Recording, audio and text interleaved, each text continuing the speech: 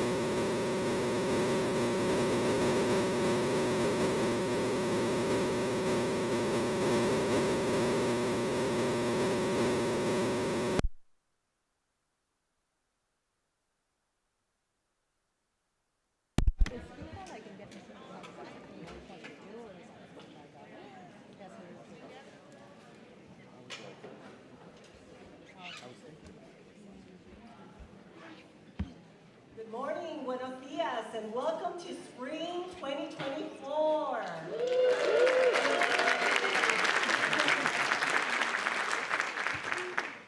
I just want to thank all of you who came in person. I know the weather conditions aren't ideal, but I do know that Matthew Beiersdorf prepared an amazing speech, so I'm sure it's something that you had to come in person for. But I just want to say, welcome back. It's nice to see all of you. You all have been doing amazing work, from the faculty to the classified professionals and leadership. We're excited to share some great news, so we'll begin with the program. So first, I'd like to start with our distinguished guest, and we will start with our board president, Sal Tinajero.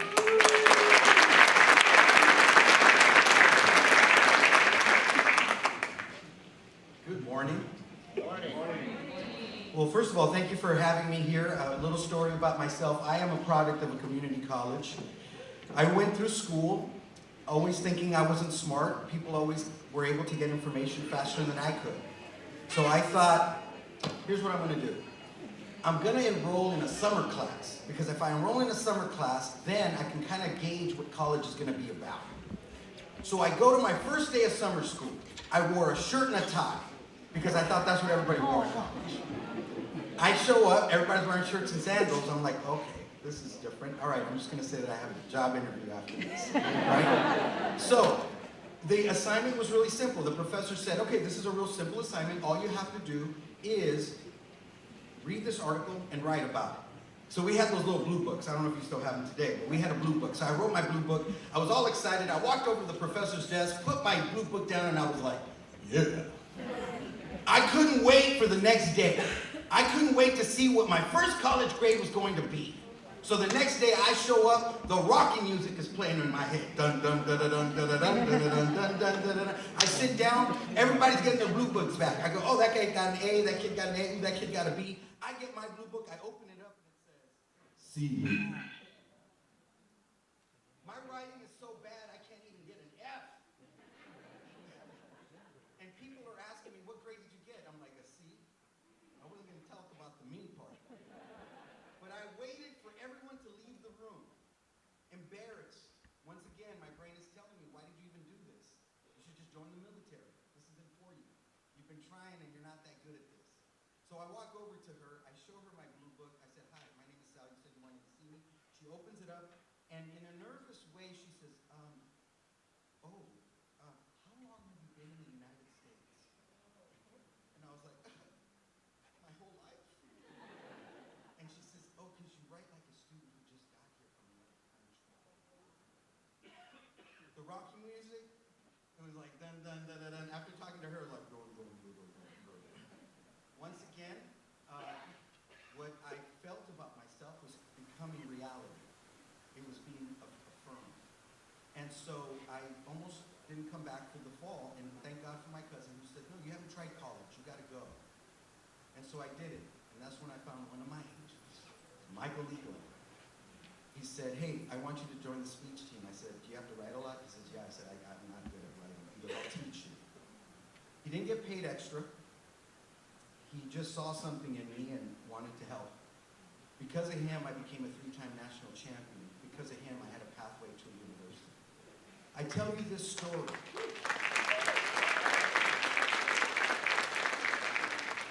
I tell you this story is because you take students, no matter what level they're in. I always tell university professors, I said, you know, I taught at the hardest schools, and I saw the honors teachers, and I would look at them and I thought, one day I'd like to do that, and one day I did. It wasn't as rewarding. I went back to teach the students that I always taught, because that's where the true growth is. We all decided to be a part of this profession because we wanted to make a difference in people's lives, and I'm telling you right now that you are. We talk about pathways, we talk about all these programs that SAC has, and this is the reason people are coming. No, they're coming because of you. They're coming because of the effort that you give day in and day out. Because when you touch one student's life, they tell somebody. Then that person wants to be a part of this. And then they tell somebody else. That's why we're growing. But now it's time to make sure that we start to reinforce and support the knowledge and the teaching that's happening here in this institution. And that's why you're going to be hearing about a bond campaign, because you have given us the credibility to go to our community to renovate our facilities. We want to do that because the education that's happening here is superb and the numbers show it. Some of you today can't wait to get started. Some of you today might be a little tired, a little frustrated with some of the things that happen where I'm at the board level. I can assure you as the new board president that I have an open ear because I've been in your shoes. Yes, I don't teach the levels you do, but I'm one of those that tries to get kids to get to the level so that they can succeed when they get here to you. All I hear is great things from my students that have left my class and that have come here. And for that, I am eternally grateful. But let's not forget that I know some may be tired, but we chose this profession because we wanted to make a difference. And I guarantee you this semester, that little kid like me, that young lady that has the same feeling that maybe she's not worthy, is going to come into your class, and you are the light that we look for to make us believe in ourselves. You're doing a fantastic job. I am honored to be able to speak in front of you, and I wish you the very, very best semester. Thank you.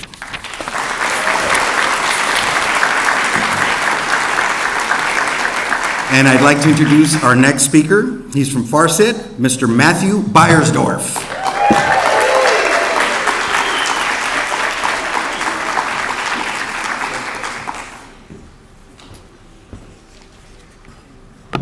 What a horrible picture of me. Anyways, good morning and thank you for allowing me to take a few moments of your time. Unfortunately, Maury, the Farsit president, could not be here today, so he asked me to say a few words. First, we hope that you had a restful winter break. Farsit has been working with deans, vice presidents, presidents, human resources, and the chancellor these last few weeks regarding various issues related to working conditions. Thank you to everyone for your efforts in regard to resolving those issues. Second, please be sure, and I'm talking to the faculty here, to check your emails this semester for information from Farsit. There will be a survey or two coming out this semester as we plan for contract negotiations. There will be information about Farsit get-togethers. We had 2 great ones last semester, and we'll have more this semester. And information about Farsit Executive Board elections. This semester, there will be 5 elections held for the position of president, treasurer, secretary, and 2 at-large positions. What else? Third, since you gave me the microphone, Dr. Neary, go Niners. Thank you. And then finally, on behalf of myself, TICL and the Farsit Executive Board, we wish you a magnificent student-centered semester here at Santa Ana College. And now it's my privilege and honor to introduce a woman who, even in my opinion, is more influential on this campus than Taylor Swift. Please welcome your academic Senate President, Claire Coyne.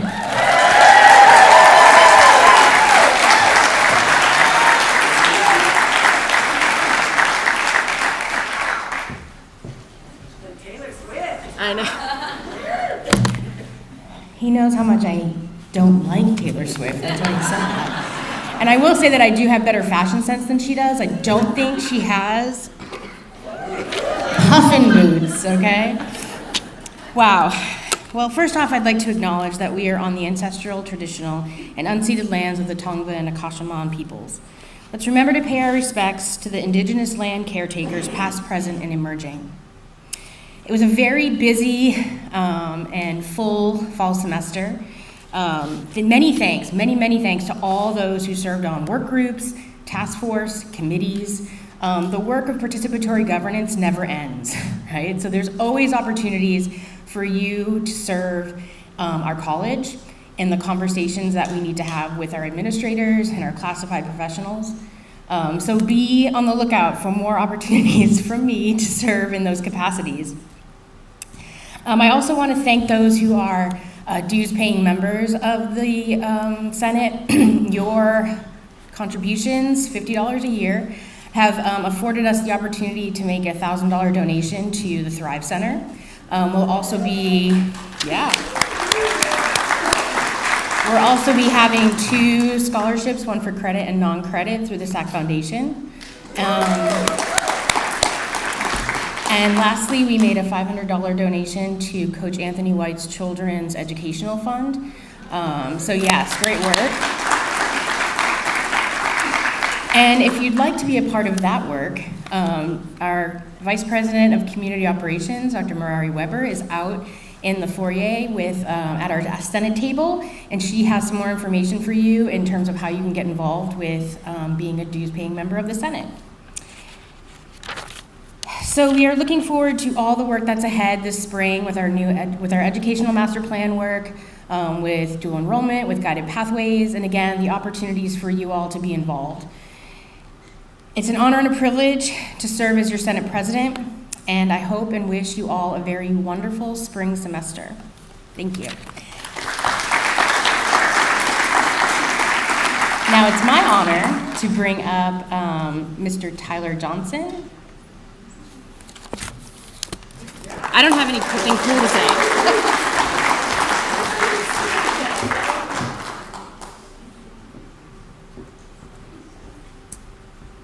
Okay, let me flip the page to where it's gotta be. All right. Hi, good morning, everyone. Laughter already, and I've just said good morning. Okay. What was in your coffee? Okay, that was a bad joke. Okay, so hi, good morning. I'm Tyler Johnson. I am your classified union president for CSA 579. There is another CSA here in the district. I don't know if you knew, it's CSEA 888. They are the child development workers. So very important people. They do a lot of good work for helping to raise the children of this community and the workers that come here. So please give a round of applause for the 888 chapter. I want them to be recognized. So what I wanted to bring today as a fun little message is I'm going to throw out a word. The word is perhe. So last semester I brought to you the word sisu, which is a Finnish word that is like the embodiment of the Finnish people. Perhe means family in Finnish. So my great-great-grandparents came here from Finland, did not speak a lick of English when they immigrated here, and they actually had a much higher education than the Americans they moved into. But my great-great-grandfather had to lay roads, had to chop trees. Trees, Dr. Hubbard, trees, you're welcome. But he had to do manual labor because that is what this country afforded him. But the word perhe not only means your family, but it's the environment in which you come from.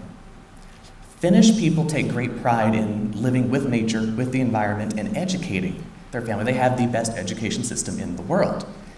And so I bring to you that word perhe because the places where we work, where we live, where we learn, are part of our family. They are part of us, part of our blood. So my role for CSEA, the role of FARCET, the academic senate, the administration, is to help make sure that this college becomes part of your perhe.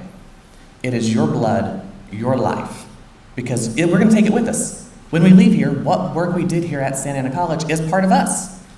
The environment that we grow up in, the learning styles of leadership. We will take that and model that. And so what I ask of you all is when you leave and when you work, remember that what you do influences the people below you.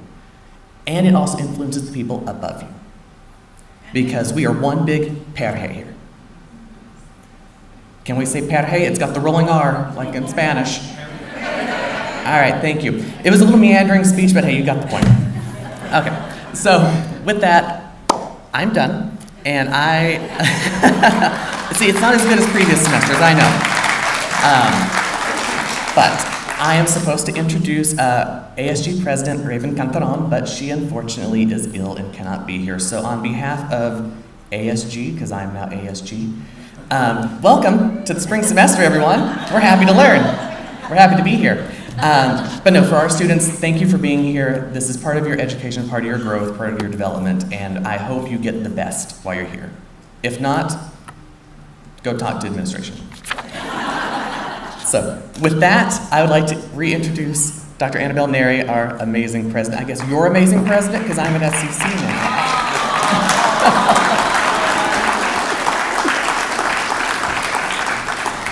I think Tyler took a little bit of shot there. I always tell Tyler that Santa Ana College is his original home. So welcome back to spring. Just to recap, to make sure, so that way, I really want to make sure that you know that this is PD Flex Week, and here's some information and the QR code. So let's start. We're here at Spring 2024 Convocation. In fall, we set some numbers about some FTSs that would put us under 20,000 FTSs for this year in 24, 23, 24. And by 24, 25, we would stabilize that growth. Because why is getting over 20,000 FTSs important? It means what? Large college and money for our students, for our faculty, staff, and leadership. I'm happy to share, and Dr. Hoffman will share a little more later. Guess what? In 2023, 2024, which should have been a 3-year project, we are already over 20,000 FTSs.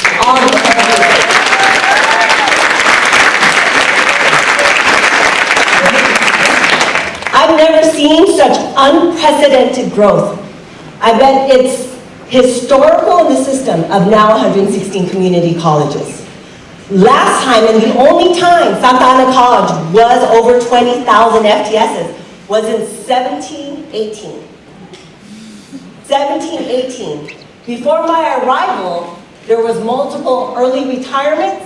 In addition to that, Santa Ana College got as low as 16,000 FTSs. In 2 years, because of your hard work from outreach, from our faculty, from our great programs, it's just unbelievable work. The dedication to our students and our local community, 16,000 FTSs to 20,000 FTSs. I guarantee you, I'm going to do some research. I bet you it's the largest growth in the shortest period of time in over 100 years of our system. So congratulations.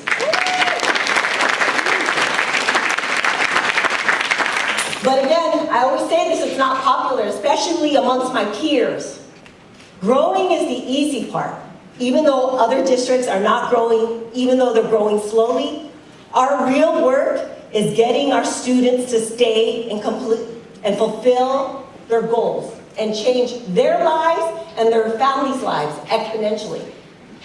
So our 2021-2024 educational master plan is all about a completion agenda. Completion, transfer, reducing the units of accumulation, entering the workforce within a field of study and a living wage.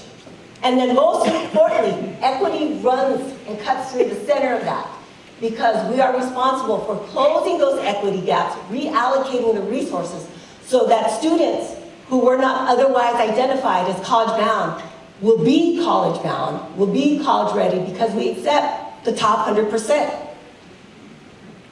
Now, currently, we're underway working on our 24-20-28 educational master plan. I can't wait to share the product of that work in the next convocation.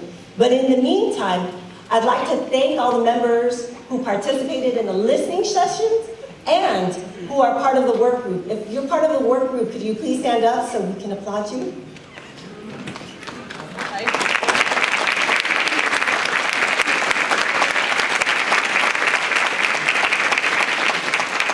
Thank you again. Now, part of why some districts aren't growing is we always have to keep, not just the legislation, we are getting hit with legislation, AB 928, 1818, Cal Debt Seat. But what maximizes the resources, while other colleges are struggling, while the other colleges have step and column increases, while they have hiring freezes, right? The key is to maximize the student-centered formula, because at the end of the day, that means we can hire more faculty, we can hire more classified professionals, we can hire more leadership, we can build excellent facilities, whether we do or do not pass the bond, and we can continue being the solution and the light in terms of the center of our community. So again, I know this is a repeat from fall convocation, but the student-centered funding formula has 3 parts. Part 1 is 70%, part 2 is 20%, and part 3 is 10%. And like I said, in part 1 at 70%, not only are we paid on enrollments or full-time equivalent students, we are paid on large college status, which means because we're large college status this year, we just found out a few weeks ago that we're going to get additional funding this year.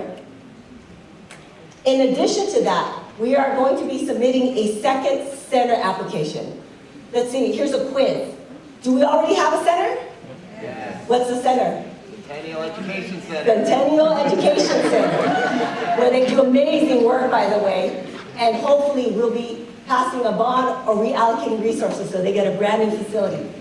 So we're adding a second center. SAC will be submitting center status application for the Orange County Sheriff's Regional Training Academy. Where are you?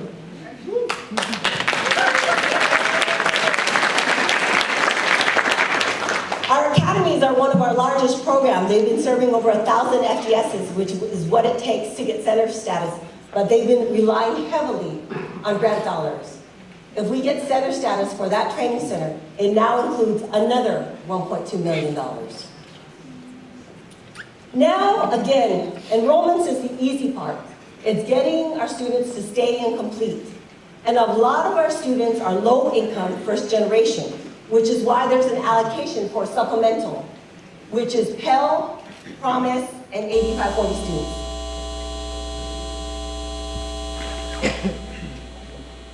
It was a sound check. We were just doing a sound check. Dr. Neri, take a step back from the speaker. See if that helps.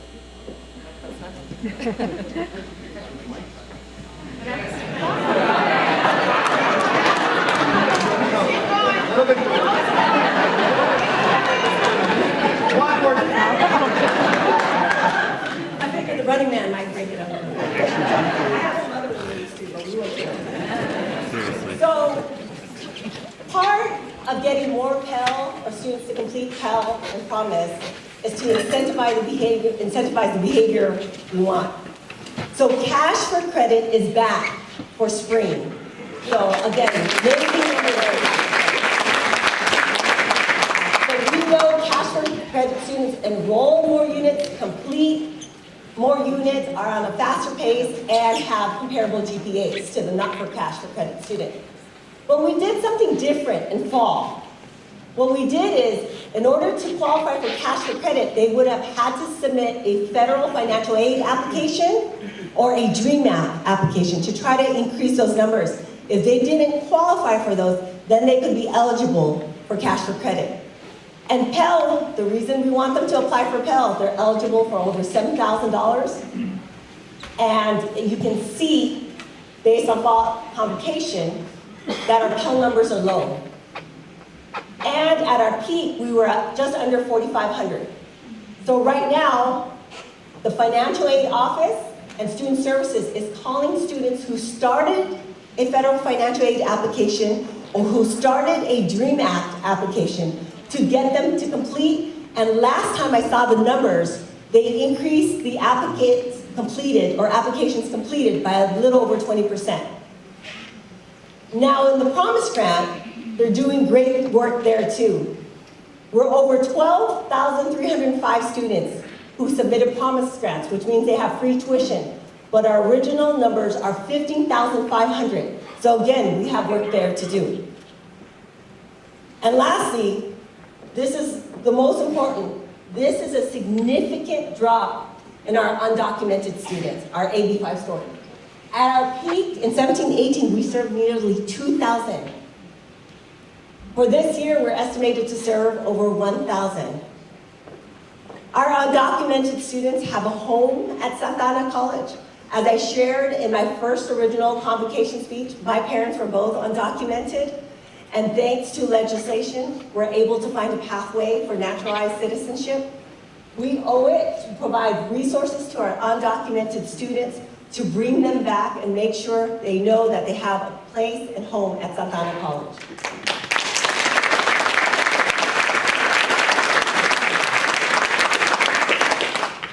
And look, the affinity centers.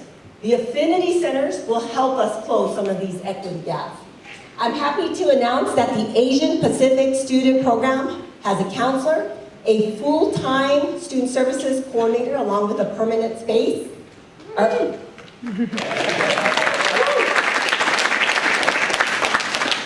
And how many of you know we're now in Anapeasy College? Raise your hand. First time we've been designated Anapeasy by the federal government in over 100 years of Santa Ana College. And we were also awarded our first Anapeasy grant. Thank you to Maria and her team for writing that grant with Sarah.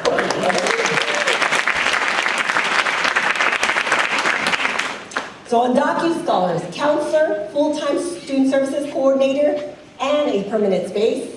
U2 scholars, counselor, full-time services coordinator, and a permanent space.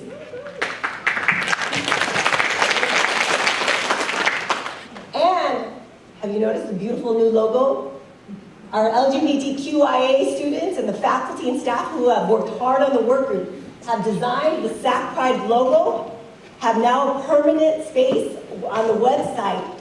And my hope is, in a year from now, we will be saying that they too have not just a counselor, but hopefully a full-time coordinator and their own permanent space.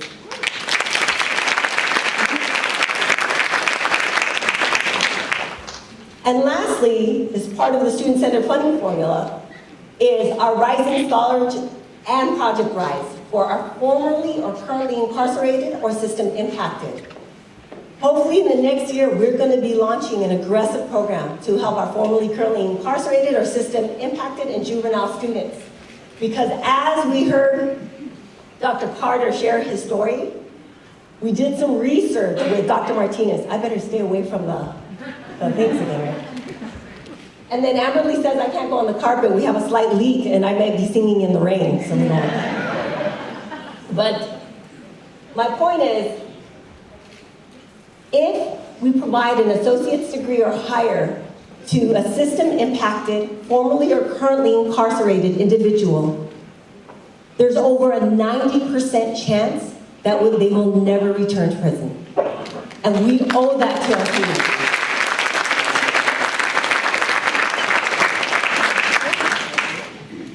And then again, just to recap, completion, certificate, degrees, and baccalaureates.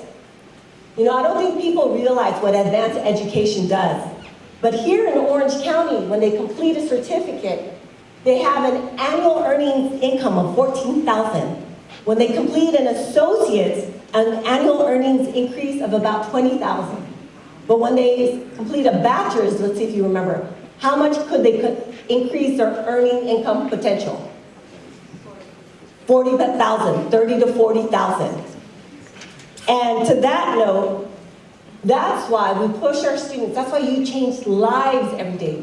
Because as we push our students and we get them to increase their educational attainment and credentials, especially through the bachelor's, which is part of the vision for 2030, we can increase their potential earnings by 30 to 40,000. And I'm happy to announce, first of all, our occupational studies baccalaureate program, they do amazing work and they're impactful.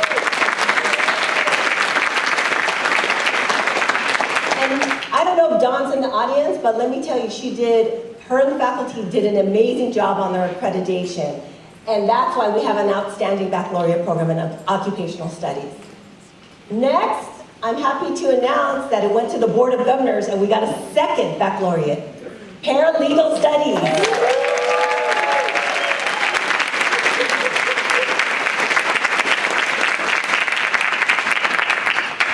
Ever since I arrived here, paralegal studies and Pathway to Law have received awards like Diversity Champion, Excelencia en Educación, and now a baccalaureate. And let me tell you, the city of Santa Ana and our adjacent cities are super excited, and their program is set to start in fall 2025.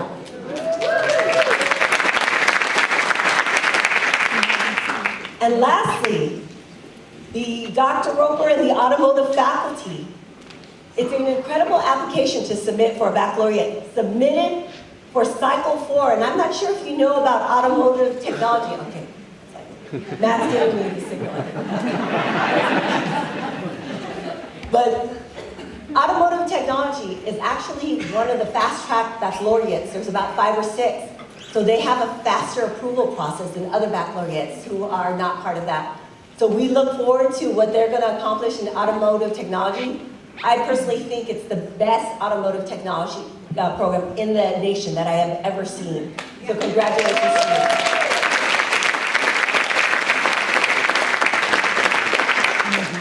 So despite all the great news, we still have work to do, and equity is always at the center. I shared in fall 2023 Convocation that we have to start disaggregating the Vision for Success goals and disaggregating the data because they hide equity gaps. And I'm happy to say that Dr. Martinez and the research team, if you go to our course success rates and some of our dashboards, you'll have disaggregated data by demographics. But here, you can see I have ethnicity, age, and gender. But because it's not disaggregated by intersectional identity, it's kind of tough to see where the equity gaps are. But if I combine intersectional identities like age and gender, you can see that it is our younger students, both male and female, where we have an equity gap, where they have lower success rates and most likely lower student success outcomes. If I intersect ethnicity and gender, you can see it's both black male, black female, followed by Hispanic male and Hispanic female students. But still, if I intersect all 3 identities, we still have a lot to work. You can finally see the significant difference here being 100% and here being 50% success rates. And if you see, our Black and African American students are all on the bottom category. All on the bottom category. So we have to pursue and continue to pursue an aggressive agenda to close that equity gap, which is why we always have to look at equity at the center, which is why we have to look at intersectional identities. And then start talking to the students. My hope is we'll start the focus groups, look at students who left us and why, because this can be about a 30 to 40% equity gap between our Black African American students and our white and Asian American Pacific Islander students. And followed closely right after them are both Hispanic males, followed by Hispanic females. So again, our work is just starting. We have to close these equity gaps. We have to provide resources to our students who need it the most. We have to remove barriers because at the end of the day, we owe it to our students to get them to stay and complete. And you know, I can't believe it, but it's been a little over 2 years since I've been here. And one of my sons is at UC Riverside, and my other son is a senior, and my daughter is a sophomore. And I was thinking back about their lives and the privileges they have, right? So I was born to a 13-year-old girl, not a woman, a 13-year-old girl. My parents were both undocumented, and statistically, I should have never amounted to nothing. But I met a counselor, I met a faculty. I was in a community college classroom where it was 30 students and not 500 to 800. And then when I see, trying to explain that to my kids who now have privilege, who now have access to resources, I could have never imagined growing up, right? Who sometimes think that our lives weren't hard. And to get them to understand that we have to pay it forward, that we have to give it back.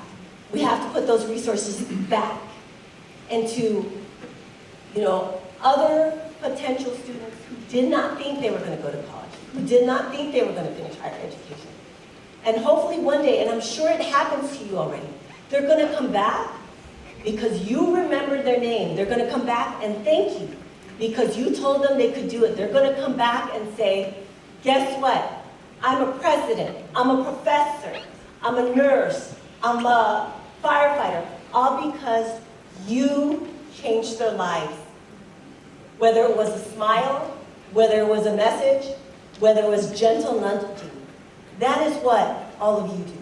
You change lives every day, and the work never stops because there's going to be another kid born, And I haven't even told you, I have quite a few stories, but a lot of my friends died from overdose, gang violence, or in and out of prison.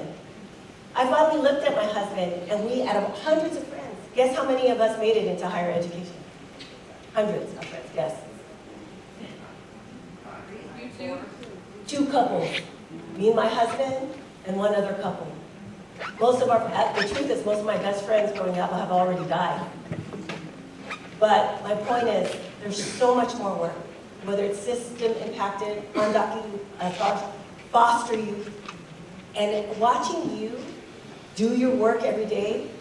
I mean, I could not be more proud. When I say I'm the proud president of Santa Ana College, I mean I'm the proud president of Santa Ana College. I even, that's at the CEO conference. But again, just amazing work. I'm so happy to see all of you. I'm so happy for what you do for our students coming this spring 2024, this semester. And took this college from 16,000 FTSs to over 20,000, 25%. That's tens and tens of millions of dollars. We're going to hire more faculty. We're going to hire more classified professionals. We're going to hire leadership. And we're going to build beautiful facilities. Welcome back, and thank you to all of you.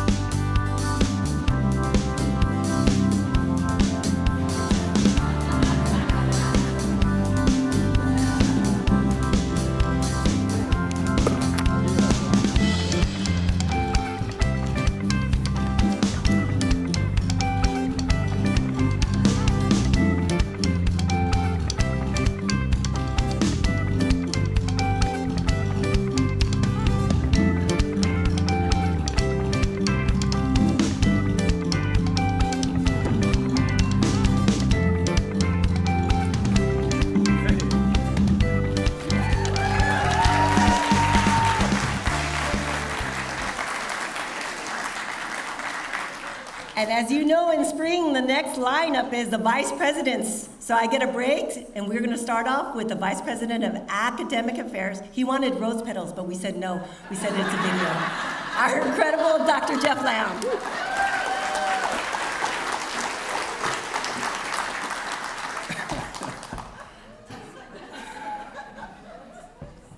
Here's the easy joke. Get that mic up where it should be.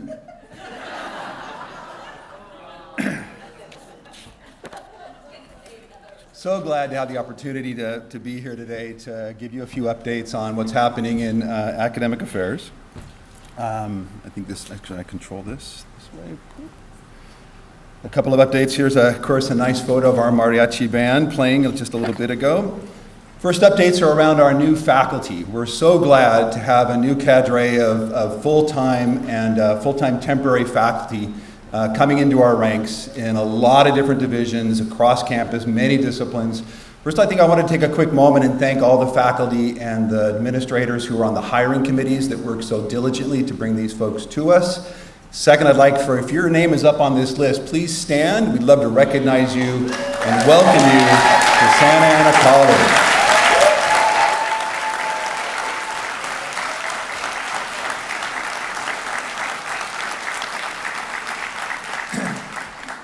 We have at New Faculty Institute, and I've had a chance to interact with a lot of these individuals, and we really hire well here. And I'm confident that they are going to go into the classroom and have significant impact on our students' lives. They're going to step out of the classroom and support our participatory governance. They're going to reach out to the community and just do some stellar work here. So we're really incredibly glad for that. Next up, we of course have a new group of classified professionals. If your name is on this list, please stand up. We'd love to recognize you as well.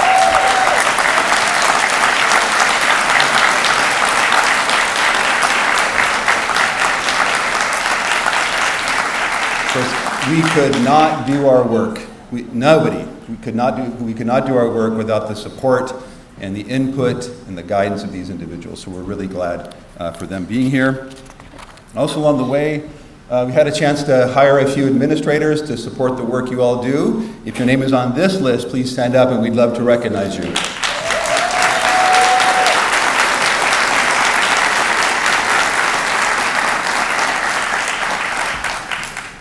One of my favorite topics, enrollment.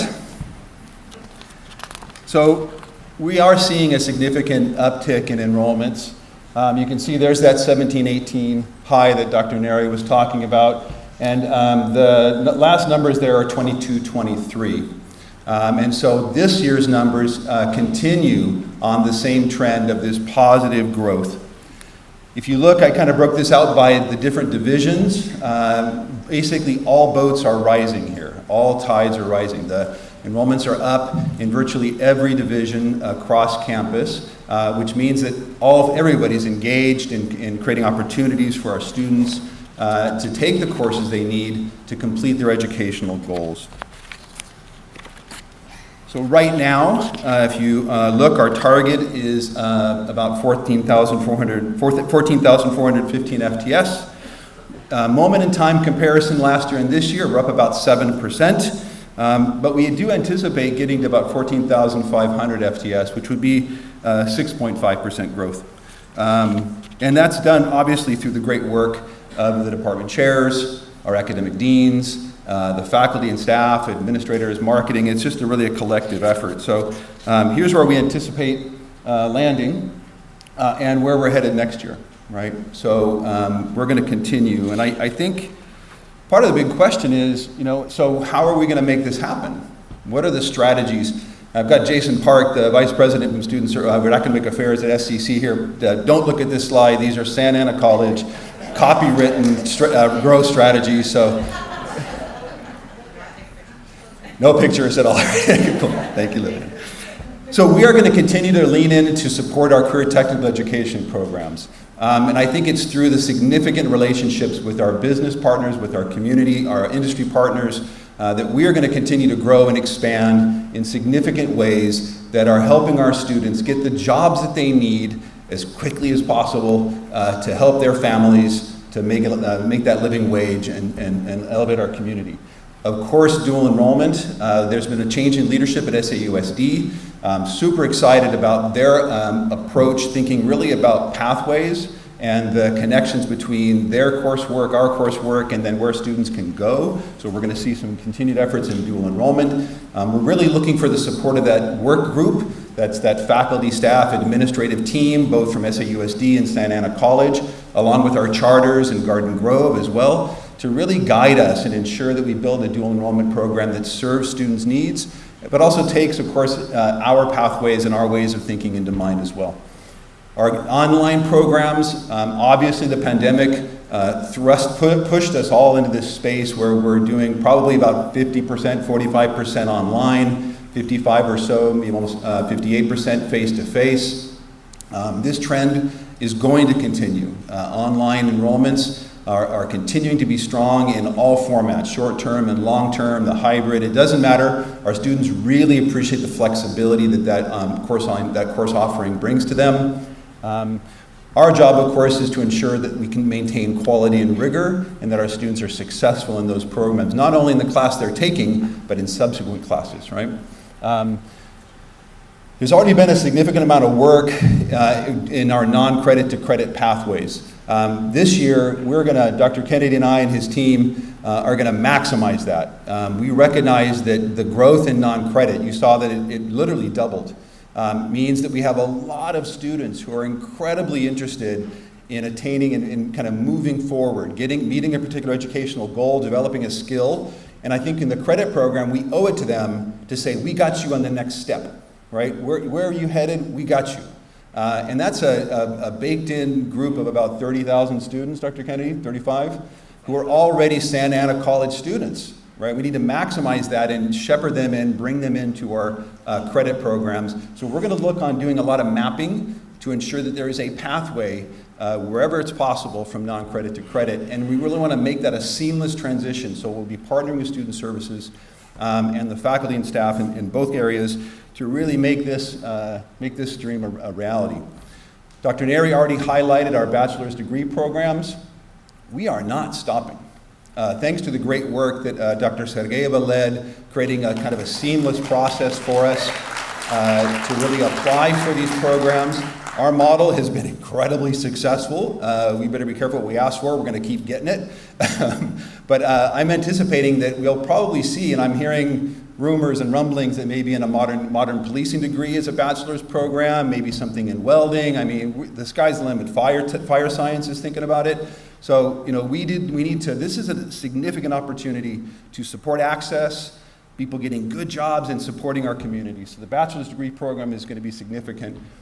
I'm going to be challenging the academic deans to work on a business or community or a city, county partnership.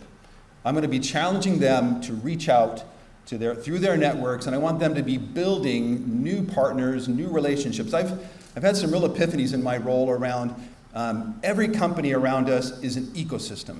An ecosystem, we think banking, and my first thought is, great, let's have a teller program. But they're also interested, they've got accountants at the bank, they've got human resources at the bank, they have their own professional development that they're trying to do. So every business around us is an ecosystem, and I think that I'm going to charge my deans to start reaching out, developing partnerships, bringing faculty to meetings, making the connections so we can really continue to expand our great programming and just really extend our impact out into the community. Also, of course, our apprenticeship programs are on fire. We've certainly applied for a lot of resources. We'll talk about that more in a minute. There's also some future opportunities around dual admission. That's developing and firming up our relationships with our four-year partners, and we can be kind of their gateway to their course offerings. So in places where they're impacted, in places where they might be lower enrolled, we can take those students on and teach that first 2 years for them, so then they have seamless transitions to the 4 years. So a lot of interesting work. It is the case, though, that during the pandemic and while we've been growing, I have had the luxury of not having to pay very much attention to the cost of our schedule. We have been running classes like crazy. We've been running classes with 10 students, 12 students, 15 students. And in many places and in many disciplines, there's very good reason why we should do that. However, we don't have an endless pocketbook here, so we're going to have to start doing a little more efficiency, not a little more. We're going to start really leaning in to growth without the additional cost, right? So that means that we're going to be looking for opportunities to ensure that we've got the schedule built in the right way to support the students along the pathways that they're going on. So I'm working with the deans now. We're evaluating some data. Claire has asked me to go to the Senate and have a conversation about kind of FTS and efficiencies and how we're paid and all of that. So and our enrollment management committee is going to be taking up this charge to really kind of evaluate our schedule to ensure that we're meeting our students' needs. And so we're going to be data informed. We're going to increase access, and we're also going to increase efficiency along the way. That's the goal there. So we have, I say, something to celebrate here, but in academic affairs, I'm going to say we have a lot to celebrate. So, of course, we applied for, and we're waiting on the results of lots of different grants within the California Apprenticeship Initiative. The $8 million there is the total. Dr. Kennedy applied for a few nickels, but Jim, $3 million, $4 million, something like that. So at any rate, the $8 million is kind of across campus, but we're looking to expand these programs, and so you can see it in these areas here. Some of them are pre-apprenticeship, some of them are full implementation apprenticeship grants. Also, we opened our health science building just recently. Great opportunity to celebrate wonderful facilities. If you haven't had a chance to go take a tour, you should. It is really spectacular, and I really do want to thank the faculty and staff and administrators who were there at the grand opening, welcomed our community, gave tours of the facilities. I think Dawn was just the proudest parent I've ever seen, showing the OTA classroom and other spaces, so we're really excited about that. As a matter of fact, I'll mention this Fast Forward program. We are also having great success with that Fast Forward program, that Stay Focused, Finish Faster, those series of 4-week courses. We offered a cohort during the fall term, filled right up. Had some conversations with counseling. We're going to refine some of the degree pathway part of it, but we're built out for the next semester, and students are already enrolling, and we're showing great success. The idea there is to have students focus on a class, and they can complete all the way around in a 2-year cycle and get that associate's degree kind of on a 4-week pattern. So it's really great. So the next thing is a quick little video about the health science building. Matt, please, no dancing. No, keep it under control, man. No dancing, man.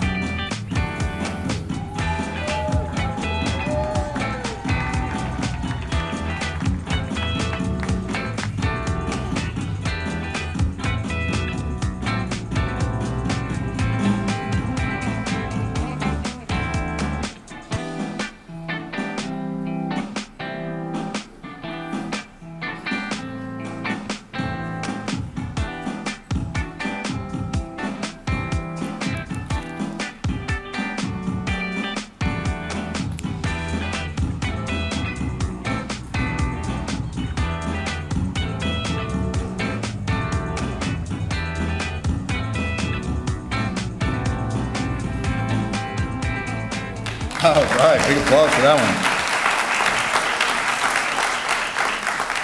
one. Yeah, my brother in Utah sent me a text. He's, I saw you on social media. You got this open house going on. What were we doing? So it's all over the place. This is huge, extending our reach. Other great things to celebrate, of course, I wanted to highlight some things that are going on in the arts. We had our Comm Studies department held a couple of workshops for students in the community. We also did a couple of workshops from the El Don on investigative reporting and editors. We had a conversation with a 2020 Emmy Award winning nominee, Sean Reeves, on costuming and, what did he talk about? Impact of AI in the entertainment industry. We had a panel for music, on music of anime by Dr. Jones and Dr. Marr. We had our Erebus in the Fall of the Sparrow, performed by our Theater Arts Dual Enrollment class with OSHA. Our very own Darren Hofstetter had a chance to go to Washington, D.C. to be part of a Congressional Medal of Honoree ceremony. I think he did a really amazing piece of artwork on veterans, so he was able to go there. Yeah, give that up. Also, El Don continues to win award after award. What are we going to do?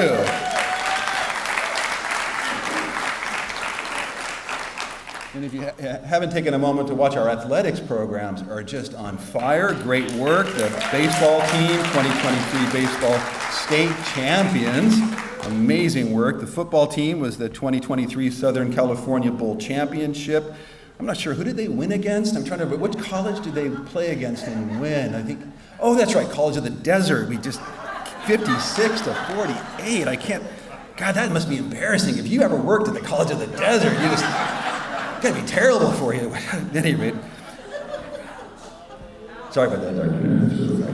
The other important thing, though, that I really like about this slide is that we really have an athlete scholar program. And not only are they great athletes, but they're great scholars. And so 11 individuals earned spots on that 2023 Football Association All-Academic team.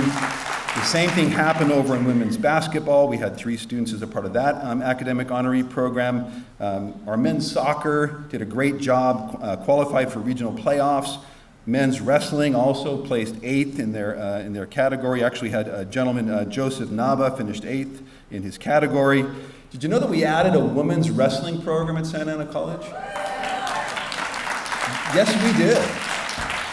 Groundbreaking work. So we're super excited to have the women's wrestling on campus. I actually met a student at the bookstore, and I said, "Oh, you're buying some?" She said, "Yeah, I just joined the wrestling team," and she was so excited about that opportunity. So Dr. Neri's been talking to us a lot about this completion agenda and really equity and success. I wanted to do a little breakdown for you. I went to our dashboard and identified for us. If you look at the top left corner, you'll notice that the retention and success rate for the entire campus is 86.4% retention. That means that the student started a class and finished the class, right? That's retention. Success means that they got an A, B, or C, they passed the course, right? So we should feel pretty good. 86 and 74, those pretty good numbers, right? Yeah, we should celebrate that. And then, of course, the interesting enough, if you remove the academies, which are a guaranteed success, so they're like 99% success and 98% retention. So students in the academies, we pulled those numbers out, and you can see that it drops us slightly to 84 and 69.7, 70%. So still feeling pretty good. If you break that out by male and female, and by non-binary or other, you start to see a little more nuance in terms of what's happening with our numbers, right? In terms of how men are doing, how women are doing, big at large and aggregated numbers. You start to dive in a little bit around ethnicity, and you start to see slightly different pictures, right? So our Asian students are at 90 and 83%. The little male and female, and then the non-binary, the males are maybe slightly above that number or slightly below the number in their category. And if it's got the squiggly line, it means they were either up or down or both, right? They had like it wasn't definitive, the numbering. So then you look at our Native American and Alaskan Native students, still producing a little higher than the average. If you look at our white students, producing above the average. If we have 2 or more races, they're still producing, doing really well above that average. The unknown, those that didn't make it check a box, right? Still slightly above. So then you start to notice the differences around, say, the Hispanic and Latinx students, right? The numbers start to drop. We start to show doing less, not quite meeting the average, not quite meeting that large aggregate number. And in particular, the success numbers start to get a little more dramatic. If you look at women, it starts to get even worse, right? So those numbers are going to be even lower for women, for Latinas, right? So in our Native Hawaiian or Pacific Islander, again, a drop, and you start to really look at our Black African American male and female students, and again, a significant drop, right? So if you look at the delta between 58% success and 69 or 70% or 74%, there's some work to be done here, right? There's absolutely some work to be done. And so I wanted to share with you all that, that we do have an equity plan, and that our equity plan has identified the disproportionately impacted students and looked at them by demographic and by gender, and we are really working for this successful enrollment. So we're increasing the numbers of Black and African American students, right? We want to also look at this completed transfer level math and English, right? We're seeing our veteran students are the disproportionately impacted groups here. We're also looking at this persistence, transfer, and completion, right? So if you saw those numbers that Dr. Neri shared at the very beginning and you were surprised or a little shocked, or you wanted to know more about it, or you had an idea or something you wanted to try, I want to invite you to request resources through the Equity Committee to be able to address these equity gaps, to really move to move the needle and really elevate success for all of our students. And so you can check in with me, you can check in with Chantal Lamorel, Tina Miranda has all the information about applying for those resources, and I want to encourage you to do so. We get millions of dollars to apply new ideas and innovative practices. So I want to invite you to apply for those resources to have the positive impact that I know we can all have. There's also a lot of work already happening, right? So we've got a work group on our catalog. Anytime you see the little book there, that means we're in partnership with the Academic Senate. So we've got a work group on our catalog. We've also got a work group going on our course currency, right? So we want to make sure that our courses are up to speed, that they're meeting the needs of our students, that our business partners and industry are saying, yes, those are the skills we want, that we're offering programs that students are still interested in taking. So we're going to work on this program. That's through that's the program review committee. We also got a nice allocation for resources to help support English and math completion. And the math faculty and the English faculty have some pretty interesting and compelling ideas that they're working on and applying those resources to move the needle to help our students. The curriculum committee is taking our new faculty and our Equity Institute and our AQ professional development opportunities and translating that into culturally responsive curriculum, so impact in the classroom.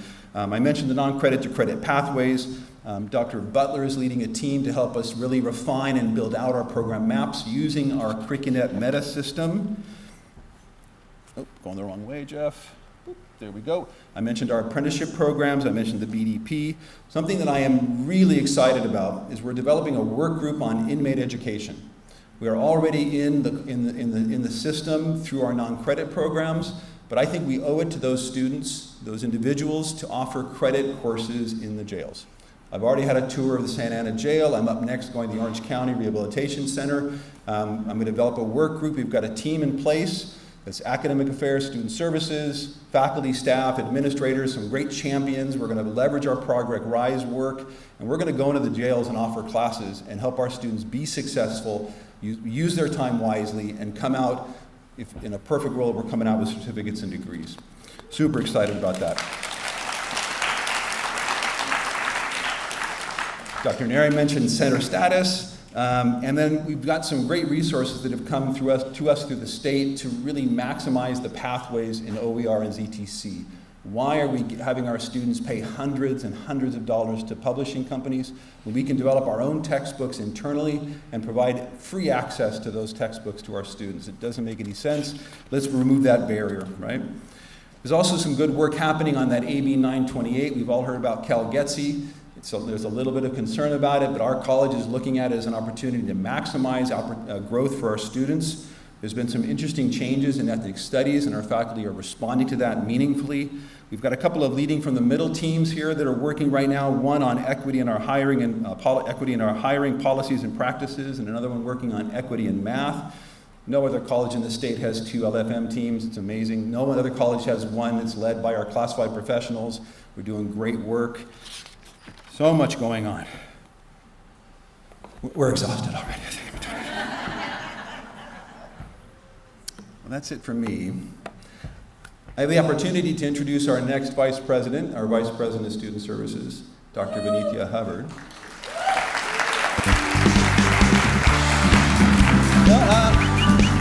How do I stop that? How do I stop? Give me 1 second.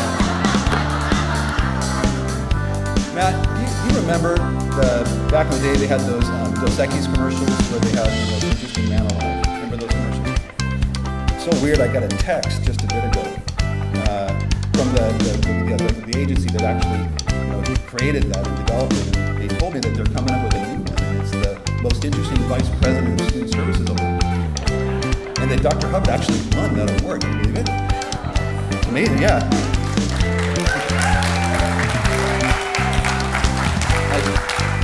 I found out that she's so interesting. How interesting is she? She's so interesting that on every continent there's a sandwich that's named after her. She's so interesting. How interesting is she? Mosquitoes refuse to bite her out of respect. She's so interesting. When she drives a new car off the lot, it increases in value. Without further ado.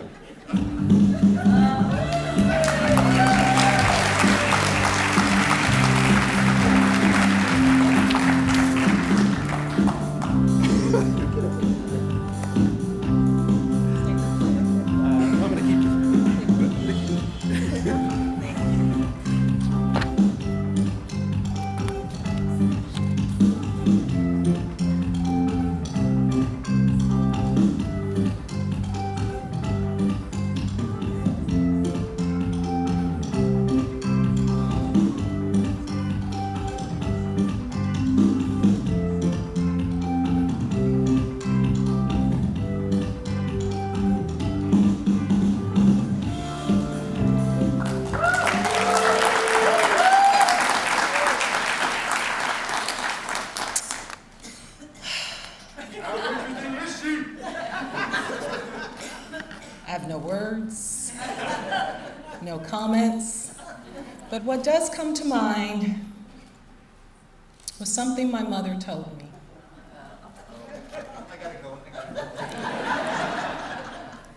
If you can't say anything nice,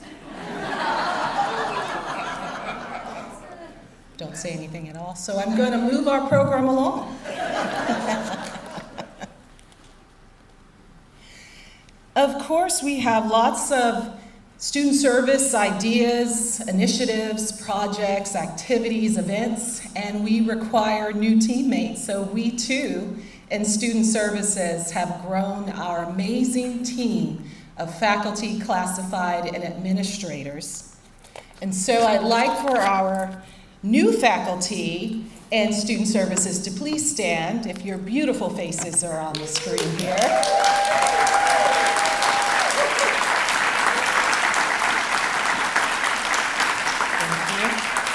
These champions are counselors, coordinators, and psychologists. They devote their time every day to our students so that they are successful, and they connect them to timely services and resources. So thank you for joining our amazing team. And of course, we welcome 22 new heroic classified professionals. And if you are part of Admission and Records, Assessment and Career Center in the Counseling Division, can you stand at this time and be applauded?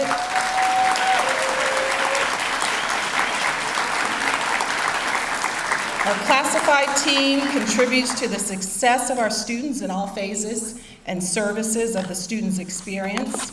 And in addition to this team, we also have from our DSPS, EOPS, and CalWorks, financial aid, student development, and student affairs, who are classified professionals in those areas. Please stand as well.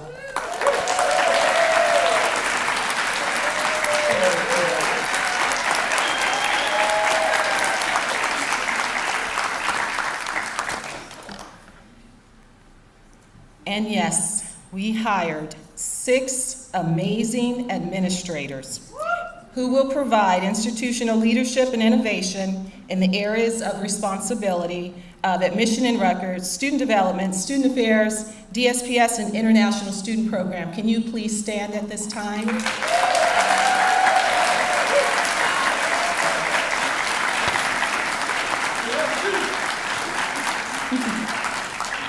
I'm so excited to have all of you a part of this amazing team and continue to champion students to reach their goals.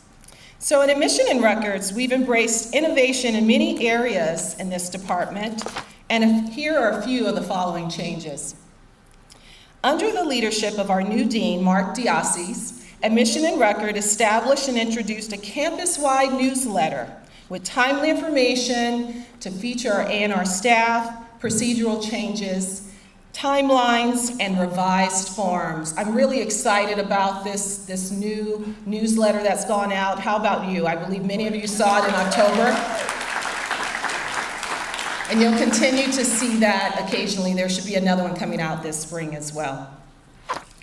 Now, as we continue to address fraudulent behavior, starting February 2nd, CCC Apply integrated an identity verification through ID.me, which will help protect student identities and prevent fraudulent students from enrolling in Santa Ana College classes. Now, this is a statewide community college project, so all students enrolling in community colleges will be faced with the ID.me verification system. Our Admission and Records Office has already notified our students, so they're very much aware. They've also posted the information on the webpage, and in our chat bot, we will also make sure that it's a part of the knowledge base so that as you have more information, you can type that in and get more detailed information as well. So those students who are currently enrolled will not be affected by this change. But as they progress to their next registration or application, or new students for their application cycle, they will have to go through the identification process. I'm very excited about this. Dr. Neri mentioned in the fall, for our fall convocation, that we had to do better in regards to helping students towards completion. And so we now have committed to make sure that our students are on the right path from the start of their admission process here at Santa Ana College versus waiting to the very end to determine what number of credits, units, courses, what's remaining for that program of study. So now, with the help of I want to call them the Fab Four, who have now taken on this responsibility to make sure that prerequisites for English and math from all California community colleges are cleared within 2 days, and students from Region 8 colleges with at least 12 units at SAC are evaluated for general ed requirements, Plan A, B, and C within 5 days. Here is the Fab Four that is doing this amazing work. Thank you to this team.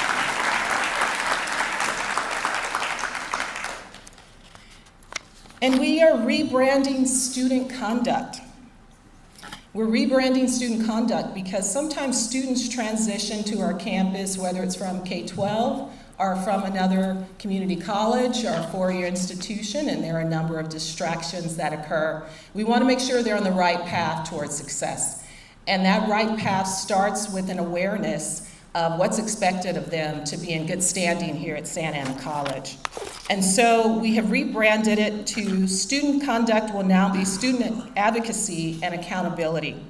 And in transforming our strategy for handling student behavior, we are moving away from conventional punitive measures and focusing on personal responsibility, learning, and growth. And this transition is evident in our shift from the traditional Student Conduct Office to a more comprehensive Student Advocacy and Accountability unit. The Student Advocacy and Accountability team is dedicated to fostering academic integrity and upholding student standards across the campus. Within this framework, the team takes on the crucial role of investigating alleged policy violations, spearheading the accountability process, adhering to the guidelines set forth in board policies and administrative procedures. This multifaceted approach involves administrative reviews, due process hearings, and incorporating restorative practices to ensure a fair and educational resolution. We have a new director who you may have met via the photos earlier, or the list earlier. Our director, David Lee. David Lee, can you please stand again?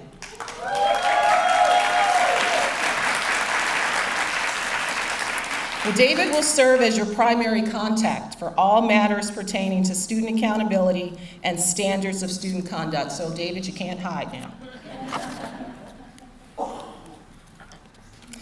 Beyond overseeing student life and leadership in basic rights areas, that's right, I said basic rights because our Thrive Center has now done a rebranding, and they have moved away from basic needs to basic rights because every student should have those rights.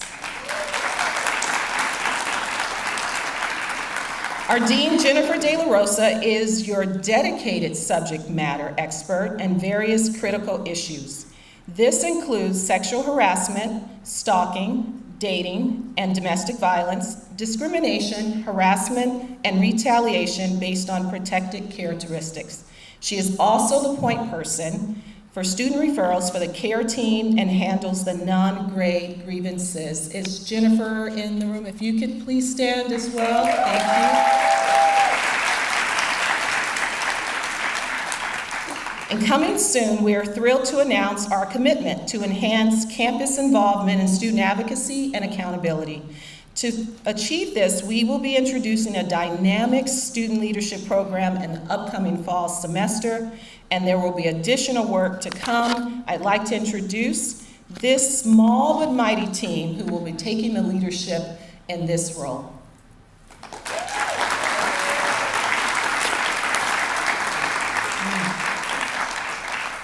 Our transfer initiative. You may also recall at the fall convocation, President Neri mentioned a renewed emphasis on the great work the Transfer Center has already done to create seamless partnerships with our four-year colleges and universities. And in addition to the agreements that we already have in place with Cal State Fullerton and UC Irvine and Chapman University, we are continuing to identify additional transfer pathways for our students. So a few updates include our transfer pathway to Whittier College. In the fall, Chancellor Martinez and President Neri facilitated a partnership with Whittier College, and since then, our transfer coordinator, Leo Pastrana. Leo, are you here? And our counseling dean, Dr. Maria de la Cruz. They have worked closely with Whittier representatives to further productive meetings and establish transfer opportunities. We've participated in a college fair, invited Whittier to participate in an information session specifically for Santa Ana College students on campus, and anticipate campus visits with presentations from their admissions, campus resources, and financial aid. I'd also like to share that we now have cultivated a partnership with UCLA.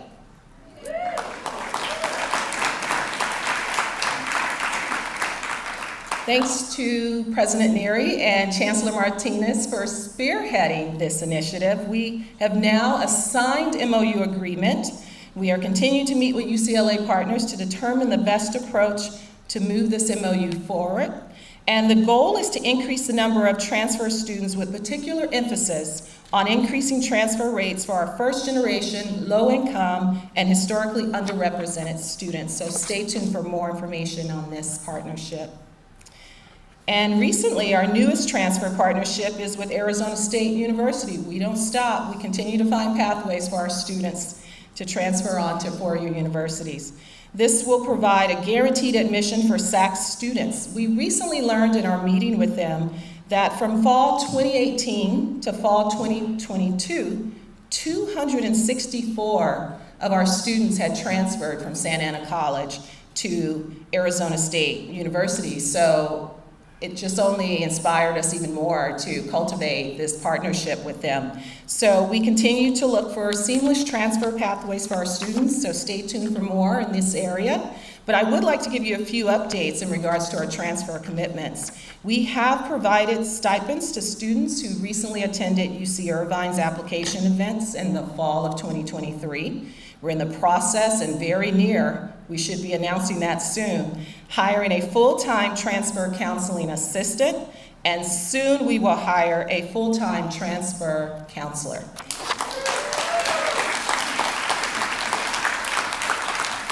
So the following are just a few of the many, many 2024 events and activities to look out for. At this time in student services, there are lots of events on campus. There are lots of activities, whether virtual or in person.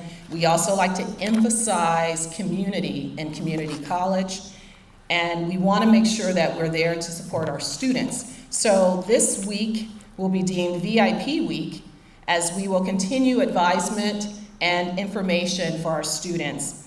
Our counseling has extended drop-in counseling sessions for students. I believe that started last week and will continue.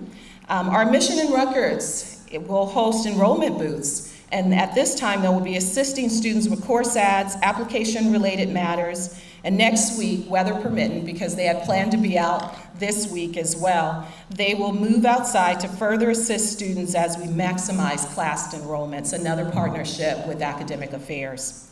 And as always, always, always, we can count on our outreach team and our student ambassadors to be there to provide directions on campus and answer any questions and assist students. In partnership with Cal Optima Healthcare, Santa Ana College will provide a Thrive to Survive event as we focus on the dangers of fentanyl and opiates. This event will consist of keynote speakers, life-saving information, Medi-Cal access, and free naloxone and treatment resources. So stay tuned as the committee who's helping me plan this wonderful event is in the process of scheduling a date. And last summer, we partnered with the Orange County Community Housing Corporation to host a home ownership fair, and we will continue to do this again this summer as well. At this time, participants are able to learn about the current housing market, the lending and application process, and learn how to maximize savings to improve credit scores. They will also learn how to qualify for down payment programs and learn about incentives specifically for Santa Ana College community participants. This is one of my favorite events here at Santa Ana College is Kinder Carmenata. If you have never seen 1,000 kindergartners ascend on a college campus, then I invite you to participate at Kinder Carmenata. It's an amazing opportunity where we have career demonstrations. There's a march throughout the campus with these tiny future attendees here at Santa Ana College. And there's volunteer opportunities as well. I know information has been sent out to you via emails. If you're interested, please reach out to the outreach team and also view more details on their webpage. This year's Grand Marshal, you're in for a treat, is Dr. Jeff Lamb. Dr. Jeff Lamb, if you're here, can you please stand?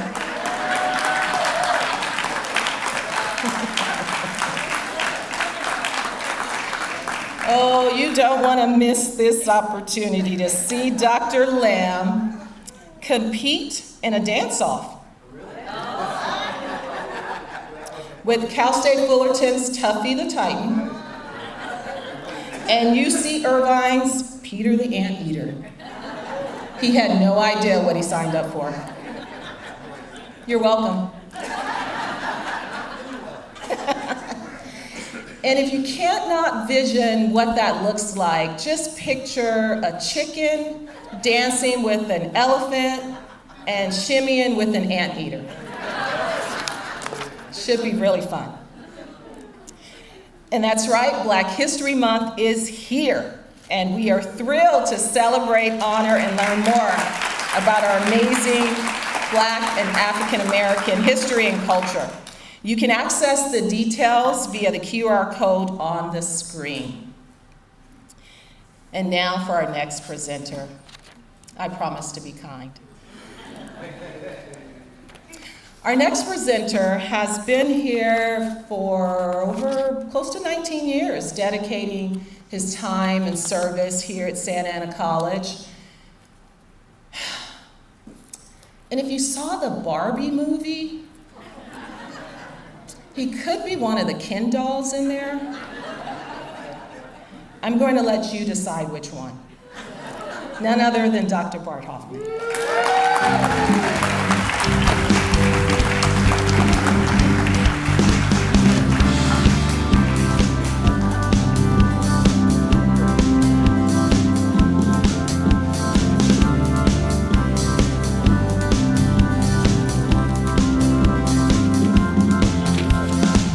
I was told I have to let this finish.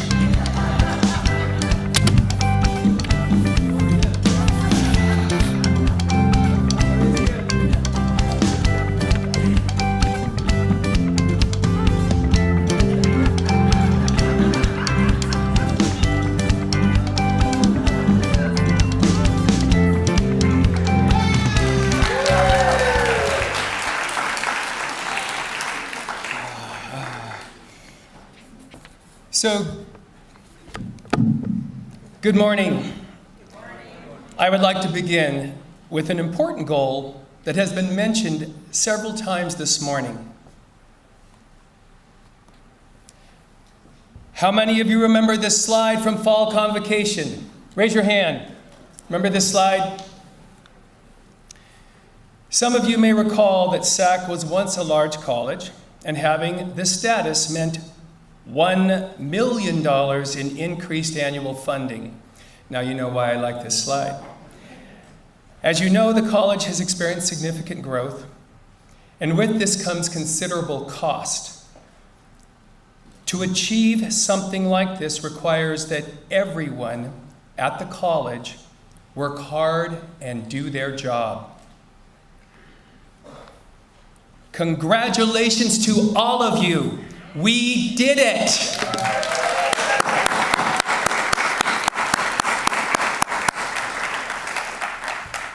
SAC is once again a large college earning an additional $1 million per year.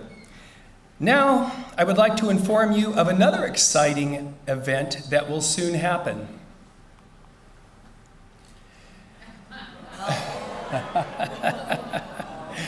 As you might know, the state partially funded the college's new health science building, and as a condition for the funding, the state required the demolition of Russell Hall. Demolition will begin in March, and this will be followed by the construction of the college's new campus entrance. Please note that the main entrance of the college and parking lot 1 will be closed in March of this year and will remain closed until the spring semester of 2026.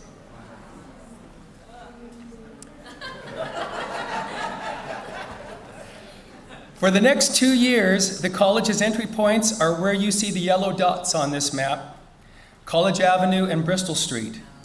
It's important to note, though, that the visitor parking lot, as well as lots 4 and 5, will remain accessible via the college's service road along the northeast side of the campus. Temporary wayfinding signage will be placed around the campus throughout the duration of the project. And for those of you who park in Lot 1, now there's a lot of you, you're probably going, what? Parking Lot 11 on the south side of the football field will become temporary staff parking. The signs that you currently see at the entrance of Lot 1 will be temporarily posted at the entrances of Lot 11, and the same number of staff-only parking spots in Lot 1 will be temporarily duplicated in Lot 11. But here's what makes all of this worth it. SAC's beautiful new campus entrance.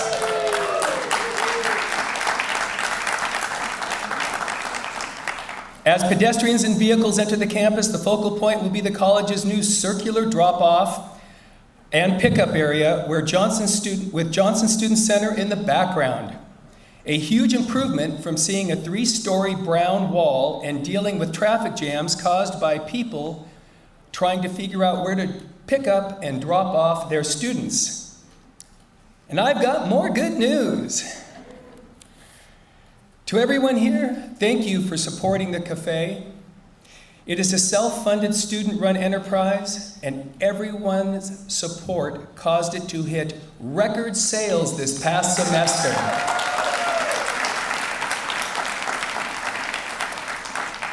And with the increased earnings, auxiliary services will be extending the cafe's hours from 8 a.m. to 7 p.m., Monday through Thursday.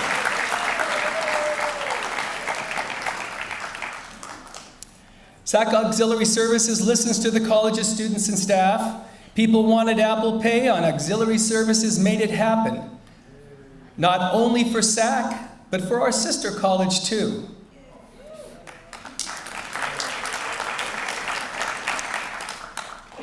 As you might know, SAC is well over 100 years old, and consequently, some of our aging facilities and infrastructure present challenges, such as the recent outage of the lights in parking lots 6, 7, and 8, leaving many people concerned for their safety going to and from their cars at night.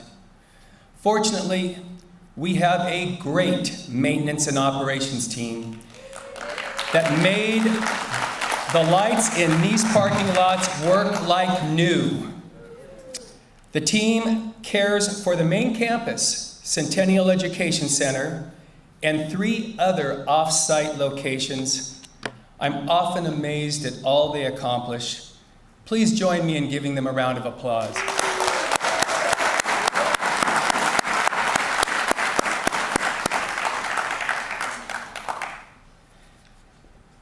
And last but not least, I would like to introduce Administrative Services new team members, Daniel Chapman, custodian, Adrian Garcia, gardener and utility worker, and Eden Ondum, Director of Administrative Services. Yes, you heard correctly.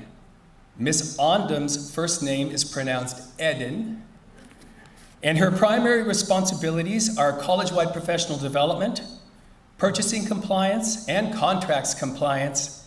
If you are in the room, please stand and be acknowledged.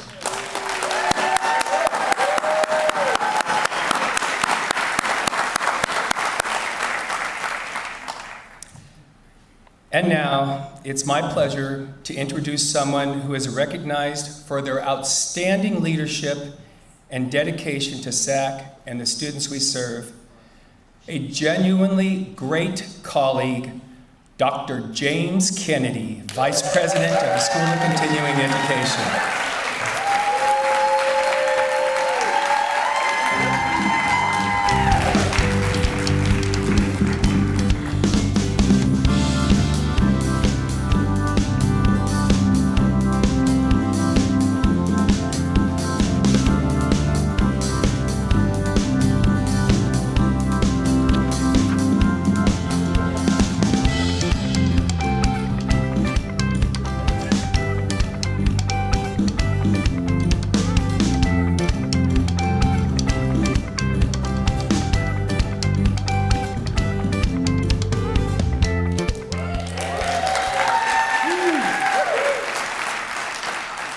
Weren't the video introductions great for our media department? Just really thank you for those. That's really special. Thank you. I'm Jim Kennedy, Vice President of Continuing Education. It's certainly my pleasure to welcome you all to the start of the spring semester, or as we'd say, the third week of classes for continuing education.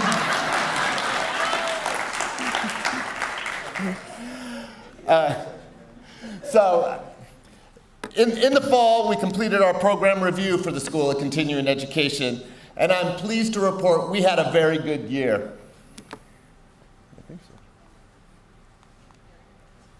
And we had 20% growth in FTES, 30% increase in unduplicated headcount, a 26% increase in high school diplomas earned by students, a 300% increase in student learning gains, and a 26% increase in transition to college.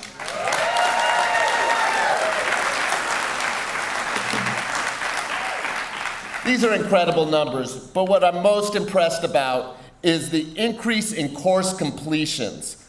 This growth is a testament to the great work of our faculty, counselors, and classified staff who go above and beyond to serve our students in continuing education. I'd like to thank Dr. Martinez and the research department for developing our retention and completion dashboard. Now we have the data that can be disaggregated. It can be by age, gender, ethnicity, and academic programs. And what we can see is great growth. We can see we've gone from 32% to 49% in course completion. This growth has been enjoyed by all groups, but we still do have work to do. We have disproportionate impacts in continuing education. We've identified our male students have a disproportionate impact, so we'll certainly be submitting some equity proposals to Dr. Lamb to help address those. But we're just super thrilled with the great work and success that our faculty in the classrooms have helped our students achieve.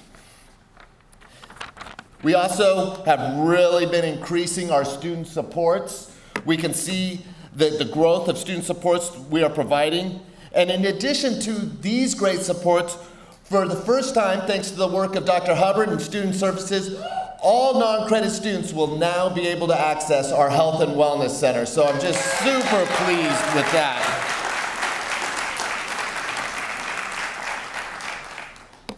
Our counseling department has been doing amazing work. When you see the types of increases that we have in our growth of our high school diplomas, our growth in our transition to college, that's really due to the great work of our counseling department. Last year, they had over 12,000 sessions.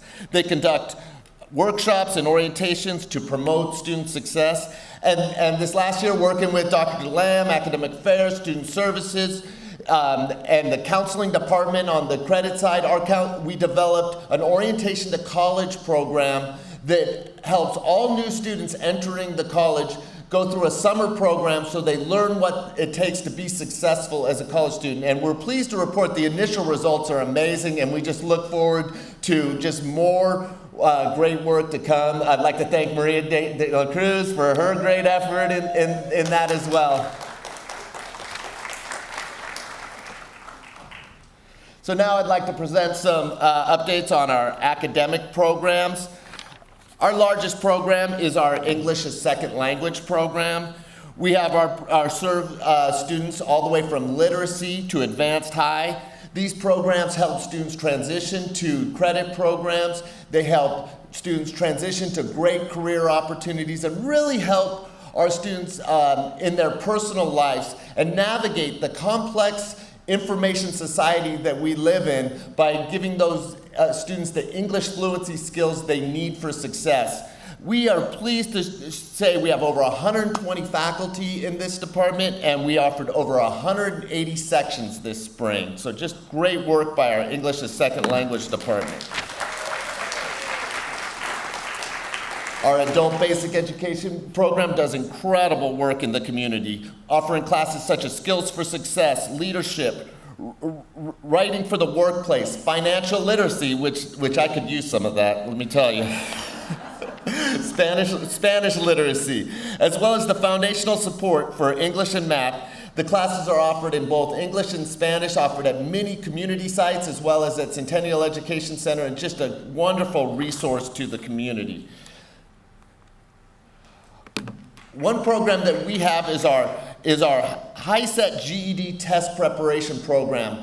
And this program helps prepare students for the high school equivalency exam. And the program has just seen incredible growth over the last year. We have 46% increase since 2022. And we see here a group of really proud and happy students that just completed their high school equivalency, and now they're going to be ready to take advantage of those increased opportunities, whether that's right here at Santa Ana College or just great career opportunities as a result.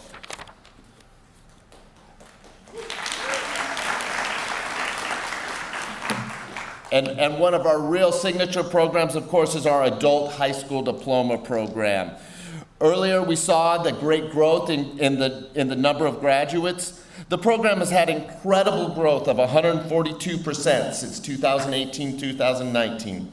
And this growth can really be attributed to the great work of the faculty who developed an entirely online program in response to the COVID pandemic. That is now a major part of our program. Students can take classes in person, they can take classes online, or they can do both. And we're seeing many of our students take advantage of that based upon their individual needs. And it's a really robust program. It takes 160 credits to complete our adult high school diploma program, and you can see the disciplines there, just amazing work by our high school diploma programs.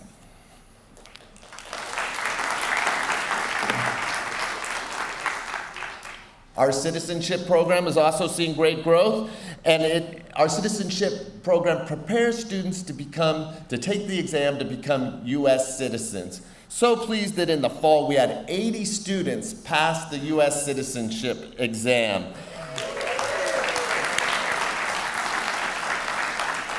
Here you see a few pictures of new proud U.S. citizens that were part of our program and completed the exam. Pleased to report 136% increase in our citizenship program. Our active adult programs are designed for individuals over the age of 50, but they are eligible for everyone. The programs are science-based. They're so important to help individuals maintain their mental acuity and physical dexterity. And we have just seen incredible work with our active adult programs. We have courses in partnership with the kinesiology department right here at Santa Ana College, and you can take advantage of those. And just so pleased with our partnership with Fine and Performing Arts, and thanks to this partnership and their great work, we are going to have our first ever Active Adults Arts Exhibition at the Santa Ana College Street Space Gallery on March 2nd. So just really encourage you all to be there. It's going to be just a wonderful event. And thank you to Fine and Performing Arts for that great partnership.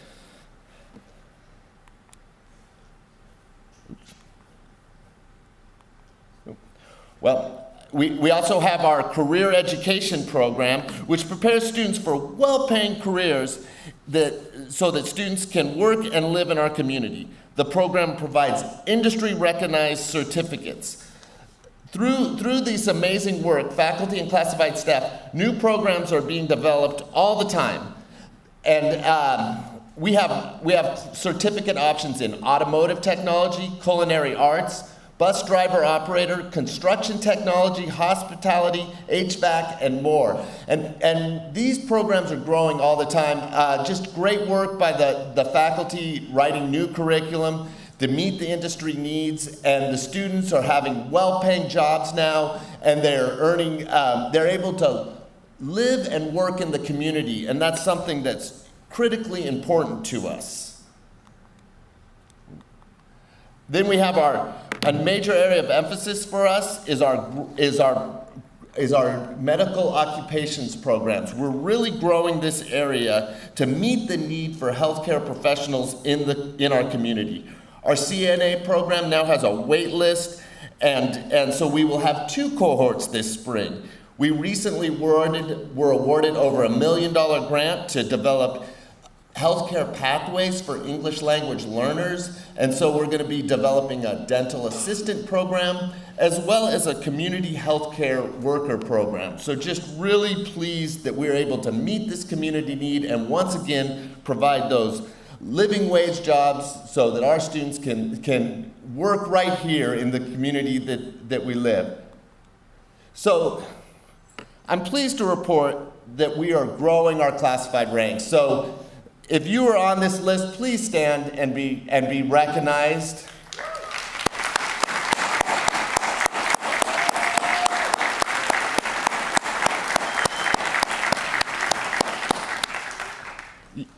And actually next year, I hope this list is tripled, because we definitely have the needs and we have the needs for those supports. And then one of the really great things about being a growing operation is that we enjoyed last year our largest class of full-time faculty hires ever. And that's in the history of Santa Ana College. So thank you to Dr. Neri, and just so incredibly thankful to have this resource for our students. Also, in addition, we have hired over 97 part-time faculty over the last year. So if you're one of the new full-time faculty or the part-time faculty that have been hired over the last year, please stand and be recognized.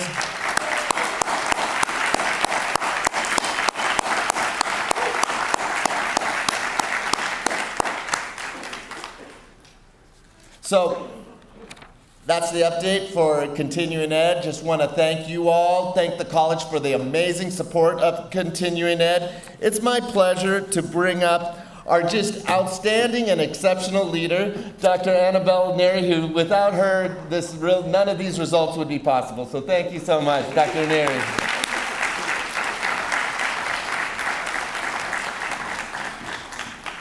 So now to our keynote speaker. Before I read the bio, I wanted to share that I remember when I first got to Santa Ana College, you know, even though we had a lot of external speakers, everybody kept telling us what amazing faculty, classified professionals, and leadership we have here at the college. And as a result, the Professional Development Committee developed an application process where our own faculty, staff, and leadership could apply to be part or participate in a speaker series. Dr. TJ Naiman is one of the featured faculty presenters this week, selected as part of the new Professional Development Speaker Series. There was 19 submissions reviewed by a cohort of her peers. Her presentation was selected, the only one selected to be the Convocation speaker.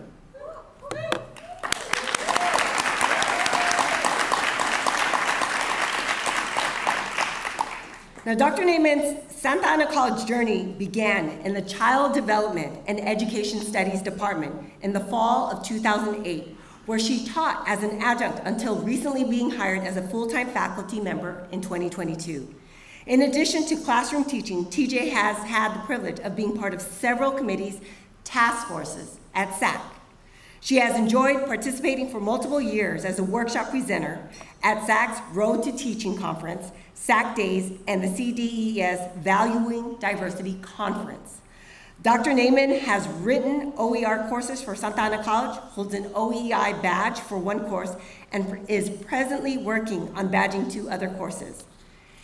TJ is also proficient in several computer programs and has extensive knowledge and experience in both face-to-face and online learning communities. She was honored to be the 2018 and 2022 Adjunct of the Year recipient and 2020-22 Transfer Advocate of the Year. A highlight during 2020 was the acknowledgement she received as a recognized educator at the University of California, Irvine. This recognition came upon the nomination from one of our SAC graduates who transferred to UCI and acknowledged Dr. Naiman as the one individual who motivated him to continue his education and fulfill his dream. Today, he is an educator with his own classroom. You know, beyond the walls of SAC, TJ is the founder and CEO of TJN Consulting, a company dedicated to inspiring, training, and equipping individuals for their life goals. She is a motivational speaker and personal coach who believes that with the proper tools, individuals can and will fulfill their calling. Trudy holds a doctoral degree in organizational leadership, a Master of Education degree in curriculum and instruction with an emphasis in educational technology, and a Master of Arts and Bachelor's degree in religious studies.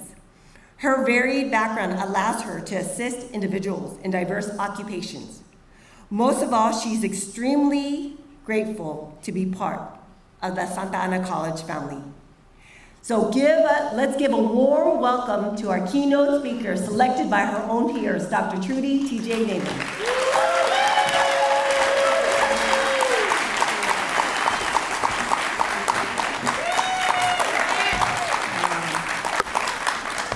Good morning. You have been sitting for a very long time, so I'm going to ask you to stand up quickly and tell someone next to you, it's an exciting time. It's an exciting time. All right, now sit down. No. I had the fear that if I did that, you would all run to the restroom, but I am very honored and grateful to be here. And it is an exciting time for the Santa Ana College family. Look, at half of you are leaving. Quickly, go and come back. It was determined that you would be alive in 2024 to meet a specific purpose that no one else can fulfill. There is only one you. And for some of us, that's a good thing, because I really don't think the world could handle 2 of me. Interestingly, when I was a young adult, I remember being told by a friend of the family that I was not planned, that I was actually a mistake. Now, why they were sharing this information, and beyond that, how they even knew this information, I don't know. What I do know is that beyond a shadow of a doubt, that I was planned and that I am here for a reason. And so are, thank you, but so are you. So are you. Let's just take a moment to let that sink in. You are here for a specific purpose. I want to invite you today to just take a moment and reflect on your reason for being here, your purpose, the central motivating aim of your life, the reason you get up in the morning or afternoon, there's no judgment here. Your purpose encompasses the impact that you want to have on the world. And you did not get to be part of the Santa Ana College family without having a purpose. If there is any place that signifies people of intentionality, it is in higher education. You studied and you worked. And then you studied some more and you worked some more. And then you worked and studied a whole lot more. just to get here. So as we start this new season, let's just take a moment and reflect on your motivation for being here. What is your purpose? Because we all have one, and we may even serve in similar areas, but each person contributes differently and has a unique resolve for existing. I'm going to take a moment and just share with you my reason for existing. I know my purpose, and I've actually known it since I was a young adult, is to assist others in recognizing their gifting and purpose here on earth. And that's what we're doing here this morning. Coupled with that is then the task of equipping and training individuals to be successful in the calling that's on their life. I'm fortunate. I have the opportunity to fulfill my purpose both formally and informally. Formally, in a classroom, a presentation, or perhaps a training session. And informally, just throughout my day, engaging with people. Like many of you, I mentor others in their calling for life. Informally, I tend to just help people work through life. Or maybe I'm just bossy. But for example, my son, who is adopted, and I only say that to stress that he does not share my genes or thankfully look anything like me. He's gorgeous and 100% Latino. But he is so much like me in personality, organizational skills, and even work ethic. So if you will indulge me, I would like to introduce my children to you. Thank you, they're wonderful. They made it that far in life, right? I didn't have the experience of birthing a child, but God was gracious and in the same year blessed our home with 2 beautiful children. Travis was 3 months old when he became our son, and that's a whole other story for a wonderful time. Marisela, my Chalabella, came to live with us the same year at age 11. Both of these children have my heart. Well, last summer I was helping Travis with a major move in his life. After 36 years having been born and raised in California, he decided to transition to Washington State to live closer to his preteen son. I complimented him on how well he was organizing his move. And his response was, well, how could it not be organized having been trained by none other than Leadership Mama? Good news, he made it safely to Port Angeles. I have role modeled much of life for him and many others throughout the years, but so have you. You are a role model. Author Viktor Frankl stated in his book, Man's Search for Meaning, that everyone has a mission and purpose in life which demands fulfillment. Your purpose is unique and it cannot be accomplished by anyone else. Stephen Covey believes that before you can truly help anyone else connect to purpose, that you must first do it for yourself, and that finding your why is as much a process of discovery as it is creation. And it begins with honest self-reflection. So if you're here today questioning your purpose, I would encourage you to look at 3 things. Look for passion. What do you do that just provides you with the most fulfillment? What is it that you think about often and just find yourself doing? When do you feel most alive? Next, look for people. Who's in your life? Who is it that you are naturally serving? And finally, look for impact. What impact are you having on others in your community? These are just some of the basic elements of defining your purpose. There's an Indian birth blessing that says, may you live long enough to know why you were born. For the next few minutes, I want to invite you to step up, speak life, and execute your legacy. We often think of historical figures when we think of legacies, but it's not just famous people who leave an imprint on society. It has nothing to do with your economic status, your academic degrees, or even your prominence in the community. It has everything to do with just stepping up and building a relationship with those you come in contact with on a daily basis. Do you know it's possible they may not even know your name, but you can leave the impression that you knew them? Recently, I attended a memorial service for a dear friend, and during the service, they opened up the mic and they invited people to share a memory of their time together with this individual. It became comical as each one stepped up to the mic and declared that they were Marilee's best friend.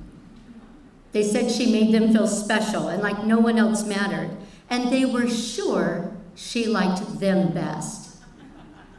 Okay, I don't know about that because I'm pretty sure I was her best friend. So what is the key to making someone feel special? It's very simple. The key is taking the focus off of yourself and putting it on those around you. It's believing that everyone is important and deserves to be heard and seen. It's about just being present and paying attention to those that cross your path. And nowhere is this more important than in an academic setting. I'm so fortunate to teach in the Child Development and Education Studies Department. Woo, yeah, one other person, I like that. I have the opportunity to interact with students who've wanted to be a teacher since they were in kindergarten.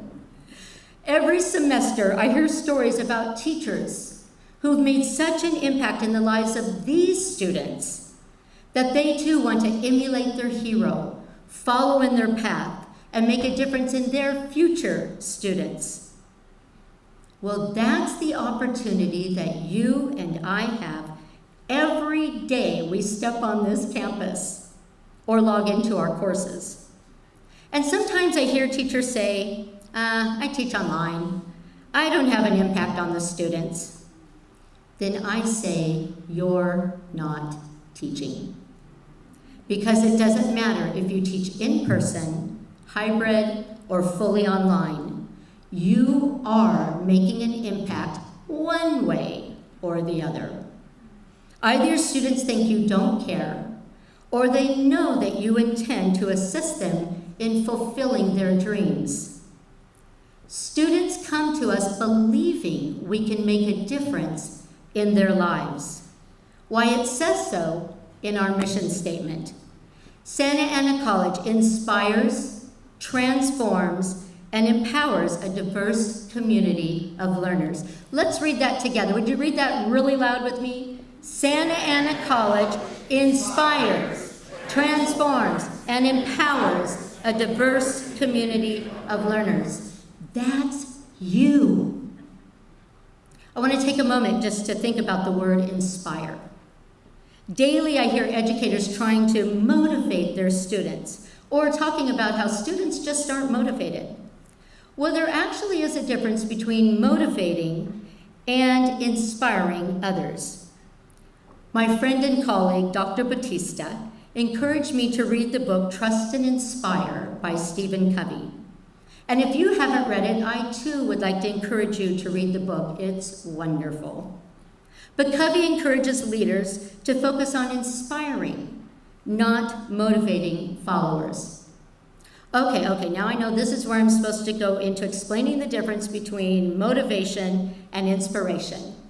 But due to time constraints, and I know lunch is just around the corner, I'm going to encourage those of you who are truly interested to pursue the quest on your own.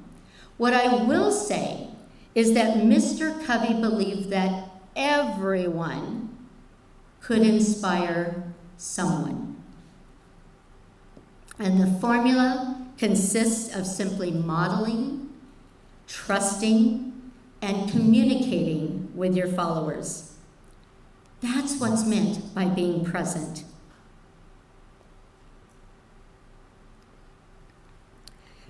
Lee Iacocca was an American automobile executive best known for the development of the, anybody know?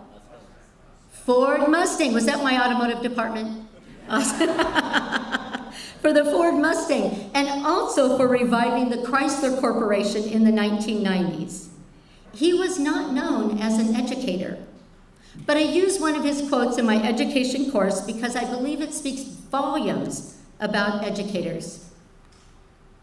Mr. Iacocca said, "In a completely rational society, the best of us would be teachers, and the rest of us would have to settle for something less. Because passing civilization along from one generation to the next ought to be the highest honor and the highest responsibility that anyone could have." You may never know the full impact you're making, but I do hope that you're getting a glimpse now and then of how you are changing the face of not only this community, but the world. I'm going to get practical here just for a moment. One of the tools available to all SAC faculty, whether you teach in person or online, is Pronto. Now, all course-related announcements, of course, are housed on Canvas. I then use Pronto mainly for just building community. And on day one of the class, I extend just a couple of extra credit points to anyone who posts a greeting on Pronto. And I always post first. I also make sure they know that any gifts they use must be appropriate for the academic environment. Only once have I had to ask a student to use a different image, and I'll just leave that to your imagination. I then continue to encourage students to encourage one another through this tool. I have seen it bring a class together in more ways than one. During the pandemic, it was used to share food, diapers, and other essentials that our students needed. We even threw an online baby shower for one of our students who was giving birth at the end of the semester. She said never had anyone done anything like that for her. And she couldn't believe that strangers cared about her and would go out of their way to make sure her little one was taken care of. We weren't strangers. We were a family, walking through possibly one of the most difficult times for all of us. And this tool made it possible for us to make a connection. But this is just one tool, and I'm sure many of you have other tools, resources, and strategies that you use to create community and make a connection with your students. And I know some of them are being highlighted during Professional Development Week, so I'll be looking for your workshop. You know, it's funny how just a word or two of encouragement can motivate someone to keep going. I know that words of encouragement have done that for me over the years. And I just have to share with you that as I was working on my presentation, a text came in from a dear friend encouraging me and speaking life into my day. I just stopped and pondered how these words were the very thing I was wanting to convey to all of you. You are special. You are special to me, and you are special to Santa Ana College family. I believe that there is a reason for each person you encounter. And I often hear people say, it was a divine appointment. Truth be told, every minute is a divine appointment and your opportunity to speak life into others. In his book, 7 Habits of Highly Effective People, and I would imagine many of you have read that book in the past, well, in Habit 2, Covey suggests that you begin with the end in mind. And this is all about knowing your purpose, determining your objectives, and the reasons behind wanting to achieve them. It's asking yourself, what outcomes do I want in my life? Well, one of the activities is to develop a personal mission statement, which focuses on what you want to be and what you want to do. It reaffirms your motivations and moves you into fulfilling your goals. And to help bring this to life, Covey walks the reader through an exercise of attending their own memorial service and picturing 4 individuals speaking on their behalf: a family member, a friend, a co-worker, and a community person. The reader then takes the time to write out what they would want each person to say about them. I fulfilled this activity back in the 90s, and I still to this day stop and ponder on those words that I wrote and hope to one day someone would say them about me. If you choose to do this activity at another time, I want to encourage you to make that 4th person a Santa Ana College student. What would you like your students to say about you on Rate My Professor? They're saying it. And students are enrolling or not enrolling, often based on comments of your previous students. So if you want to be known as a caring, fair, and compassionate person, then you live that way with intentionality in the present. And one of those intentions has to do with the words that we speak to each other. Throughout the day, we're barraged with emails, threads, and posts on IG, FB, and other social media sites that often cause damage to fellow human beings. In contrast, as part of my living legacy, I want to be known as someone who speaks encouragement, life, positive affirmations, a dream promoter, not a dream killer. As administrators, staff, faculty, we interact with hundreds of students on a weekly basis. And I'm sure we are all aware of the impact that our attitude and words have on students and fellow colleagues. But I thought it might be nice for you to hear from a couple of our SAC students about the impact that words have had on their lives. And I'm going to go a little bit back in time, but when I was in high school, there was a teacher that I didn't look forward to going to school, so I would have problems at home, and I would be so excited to go to school, but since he was my first period teacher, he would kind of make me feel like oh, maybe I should stay home, but then didn't feel safe for me either. But then I have to go to school, and that's the only time I get away from home. Then I have that teacher, so I didn't really know what to do. So I think since he would always make me feel like he would embarrass me, and it was only me. And well, that's the reason why I didn't want to go to school. I think teachers do really need to be careful on what they say and how they kind of handle some certain situations, because it's like I get he didn't like me coming late, but I also noticed I wasn't the only one that would get there late, but he would only make the problem about me. So he would be like, oh, you guys, everybody, look who came to school today. Like, but it wasn't in a good way, like where he's like, oh, she's here, yay! Like, I'm so happy that we have all our class today. But he was like, oh, are you gonna come tomorrow too, or is this the only day that you're gonna come from this out of the week? You know, like he would say comments like that. So I think that's that didn't help, and it would make me not want to go to school either. So instead, I know I didn't make a good choice by not showing up to first period, but it was like that for like the whole year that I had to make that class up for night school. But I was like, I'd rather go to night school than go to that class. I guess you Professor Newman and my Professor Marty Romero, like you both, I think, were really, really influential in the way that you guys just in general kind of spoke, even like the little things that you guys would say as well. And like I didn't have that kind of support from my parents, so it was very like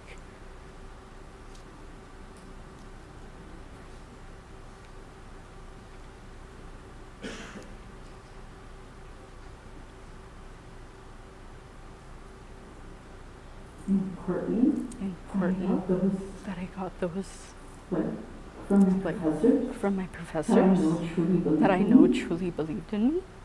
I think for me, like, I didn't know words could be so powerful. I think throughout my whole education, teachers were more so like, okay, I just need to get you through elementary school. I just need to get you through middle school. I just need to get you through high school.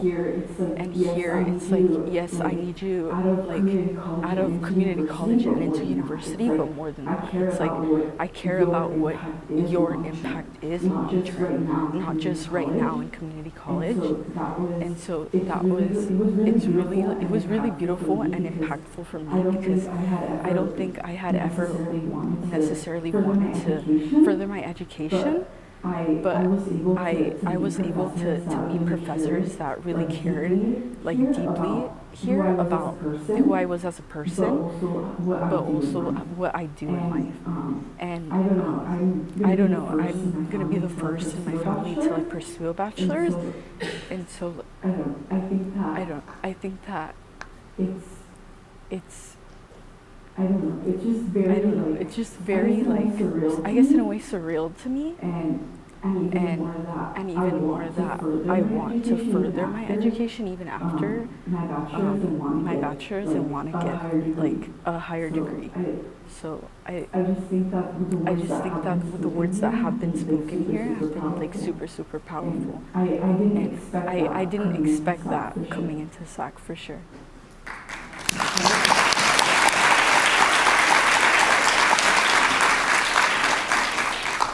And thank you to those of you who have spoken into Gabriella's life. She's going to go very far.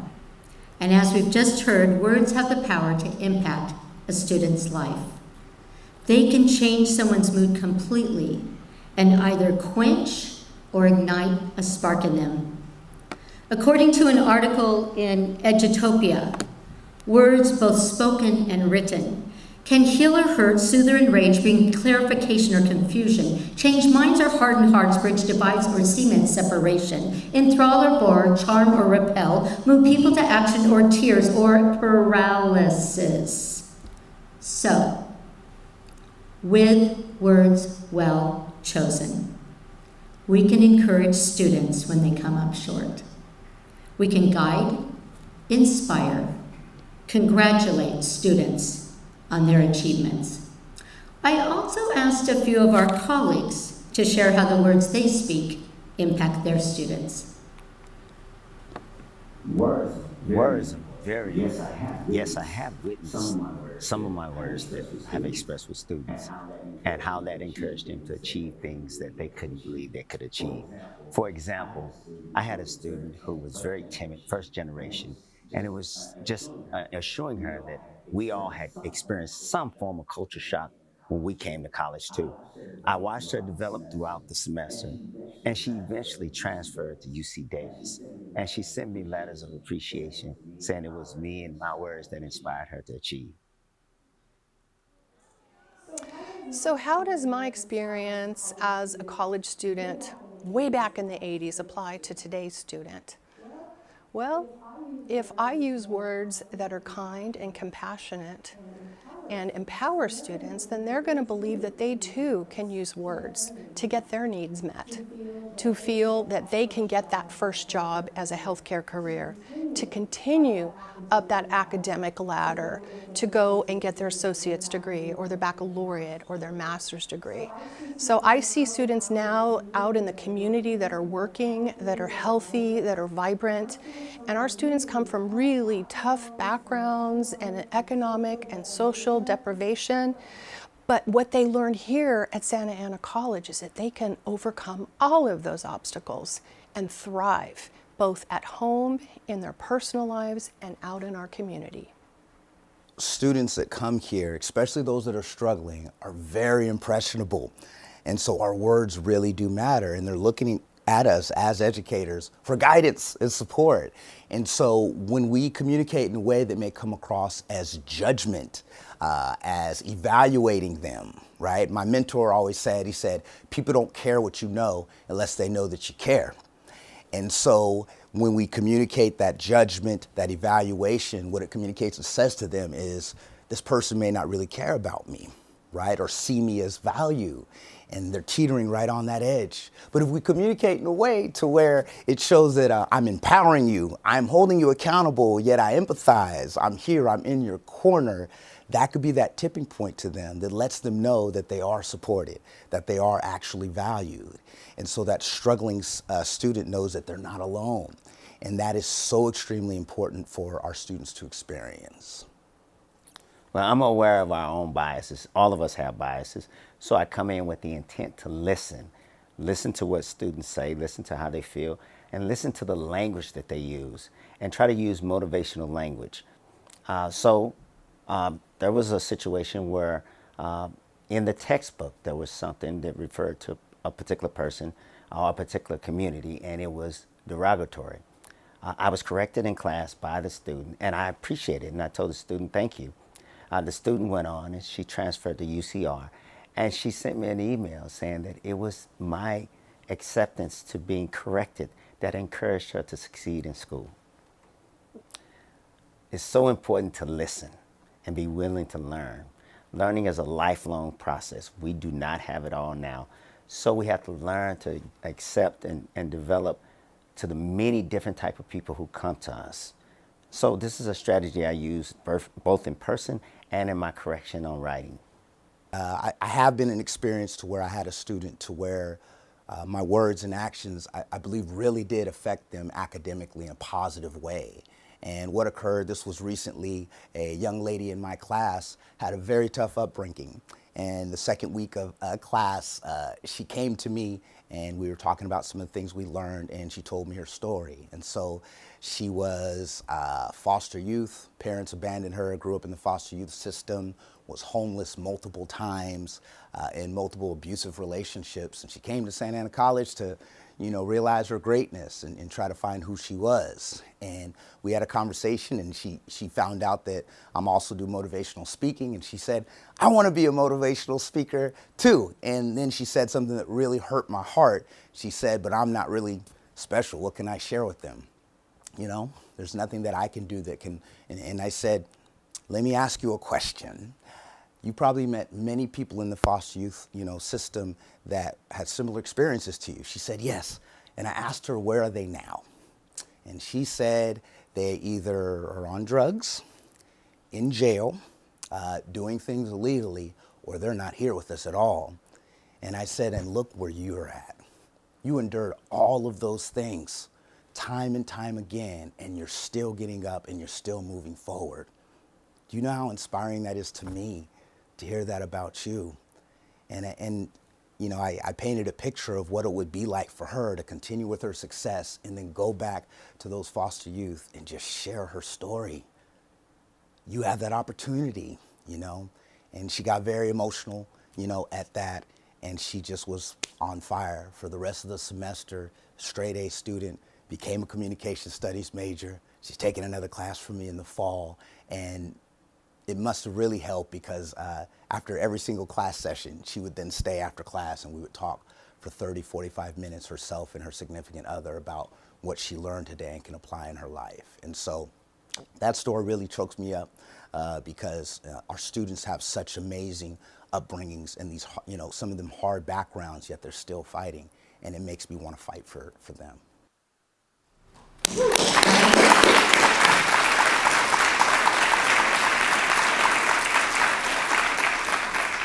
Thank you, AC, Catherine, and Kalanji for being role models. I know that Santa Ana College is blessed to have the best faculty anywhere. Right? Give yourself a hand. I know that because I've worked alongside many of you for years on committees, and I have heard from your students the positive impact that you're making on their lives. We've all heard the saying, sticks and stones may break my bones, but words will never hurt me.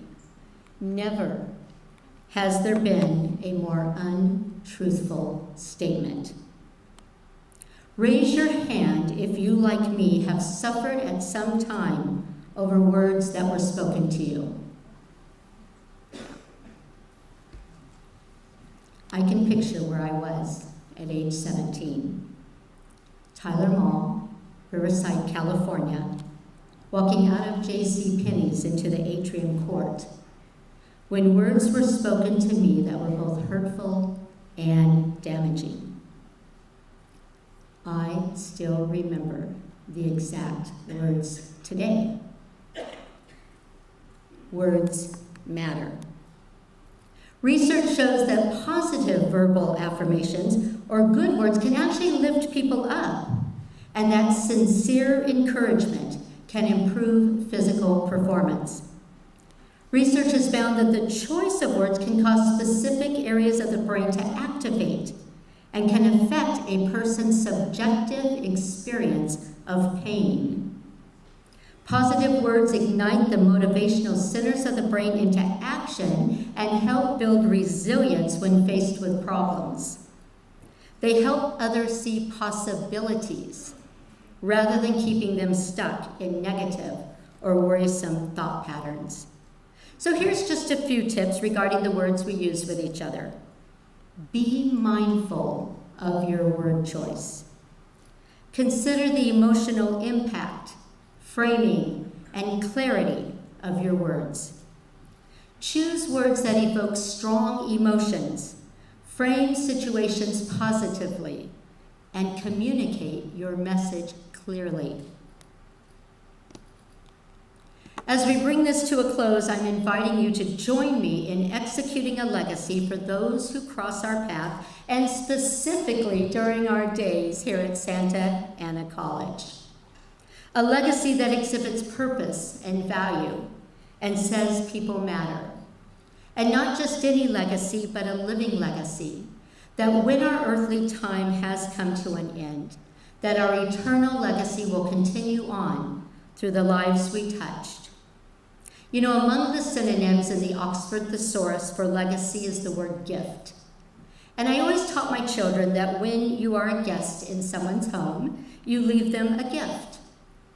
Well, I would like to suggest that as we venture through our day, that we view our interactions as guests in each other's lives. And that before you depart, you leave them the most precious gift of all, a positive imprint of you on their life.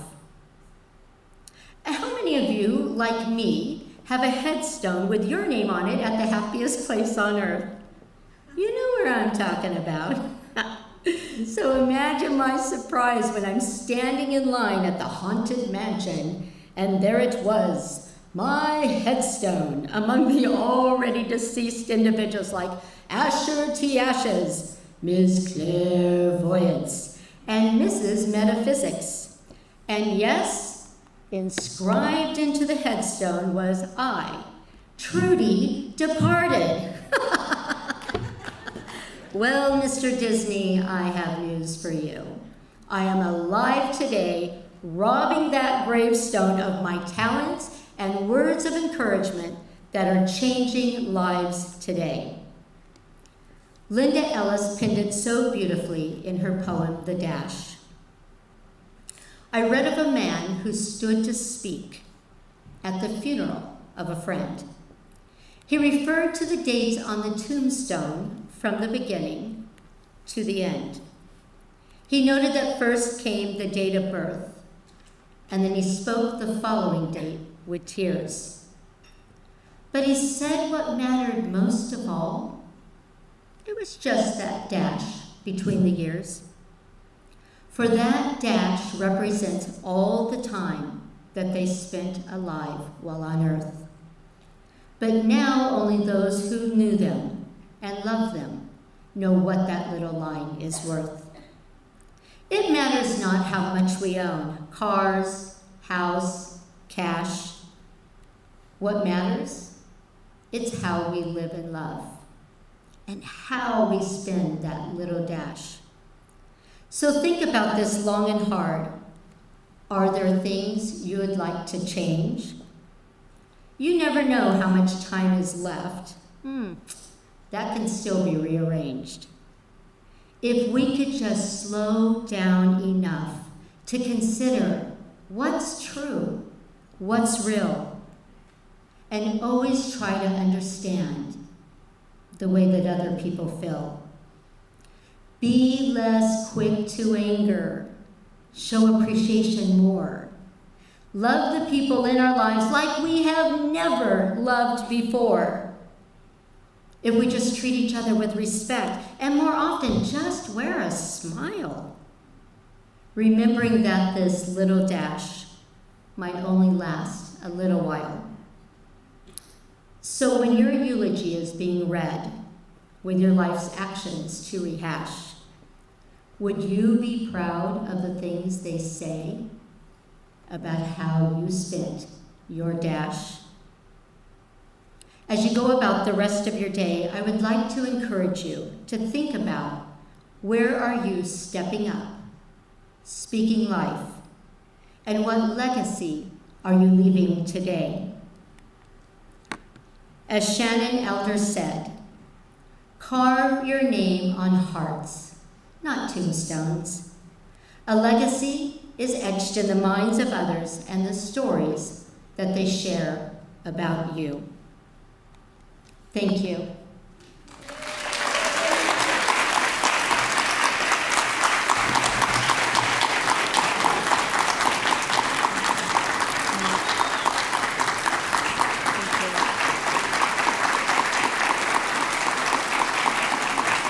Thank you so much. It has truly been an honor and a privilege to be here, but now I would like to invite up Queen of Professional Development, none other than our dear, and let's give her a rounding applause, Amberly Chamberlain. Woo!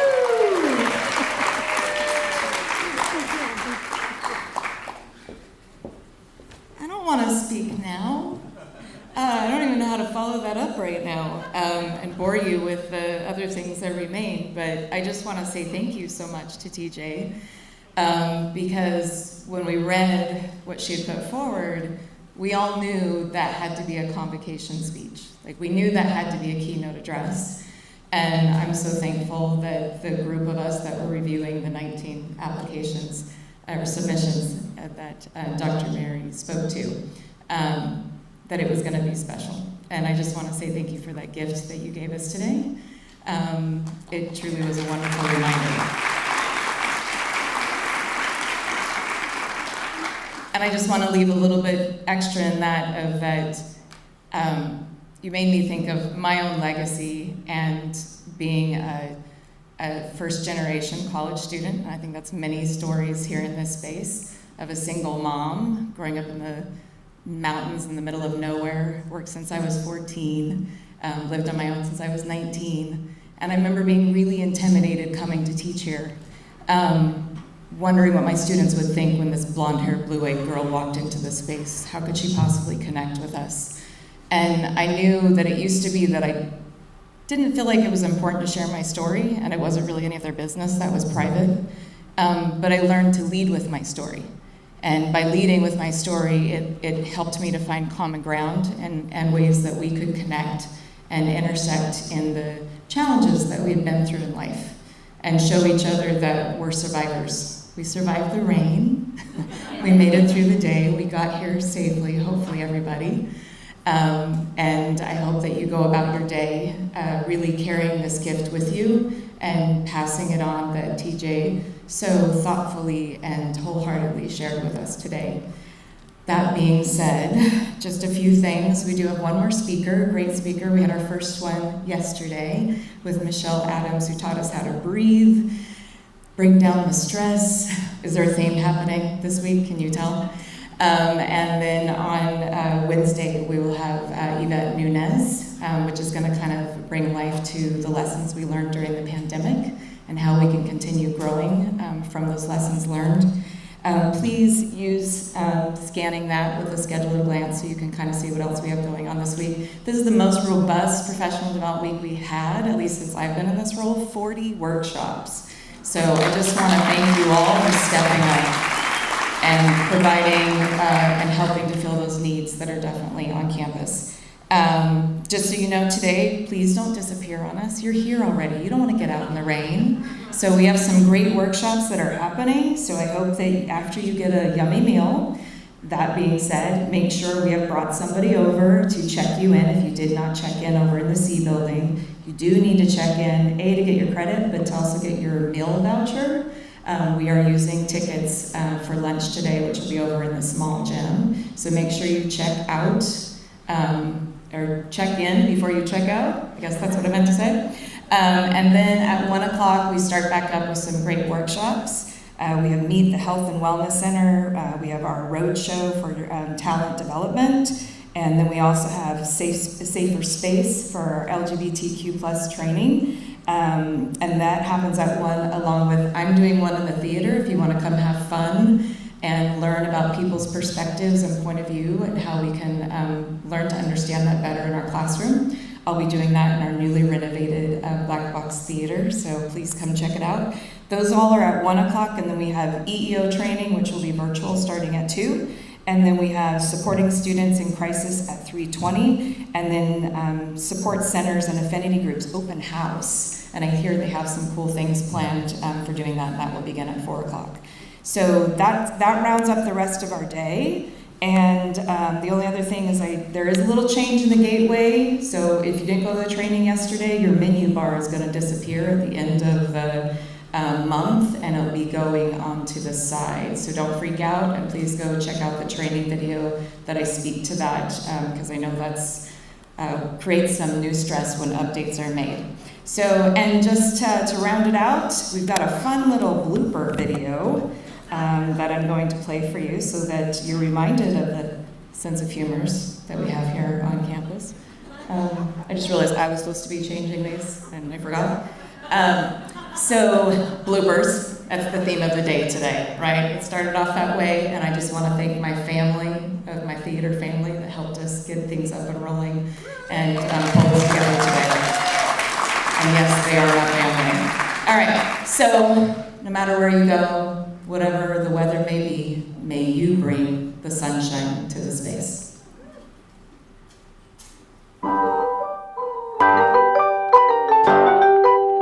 Now, the College Tour is a TV series which features colleges and universities around the world, along with our very own Santa Ana College. And we should have gotten the first time for it. Helping them to achieve their educational goals. Last time. These last couple of years. You're gonna have to back up some more.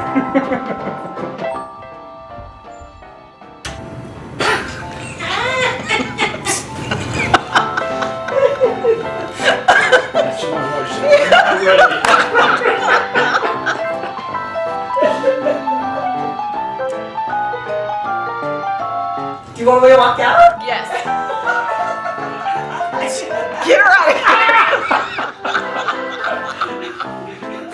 here. And I'll see you in a few months at the end of the semester. And enjoy. Rowena Valitorio, Professor, Science, Math, and Health Sciences. And lastly, my favorite Vice President, Jim Kennedy, Vice President.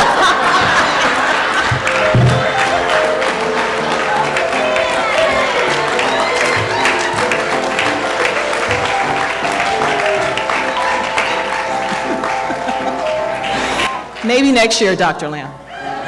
Okay, so Jim asked me to behave, and I plan to do so, and I'm going to follow the instructions. No. I'm going to follow the instructions as provided. Back. Dr. Lamb prepared his own introduction today and handed it to me, so I'm going to follow it. He told me I had to wear this. All right? He did tell me I had to wear this. Okay? All right? Oh, play theme song. This is all Dr. Lamb, folks.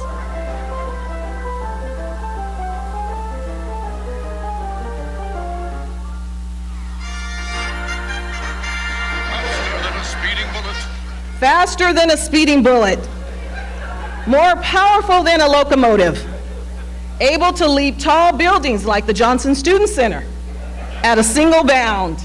Look, it's a chicken. It's a plane. It's superheroic Vice President of Academic Affairs, Dr. Jeff Lamb.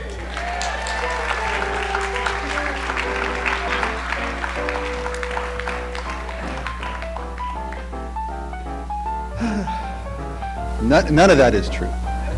None of what she said was true. Although faster than a speeding chicken, you have to really qualify. I mean, have you seen a chicken run? Especially when Dr. Neri comes into your office, you're like, how quick can I get out of here? Supposed to be having fun? All right. Nope. All right, Vice Presidents, we have about 100 projects to finish, and 90 of them belong to Dr. Lamb. Where's Dr. Lamb? Dr. Lamb, I've been looking for you, Dr. Lamb. And by the way, did you lose some weight? Are you stressed?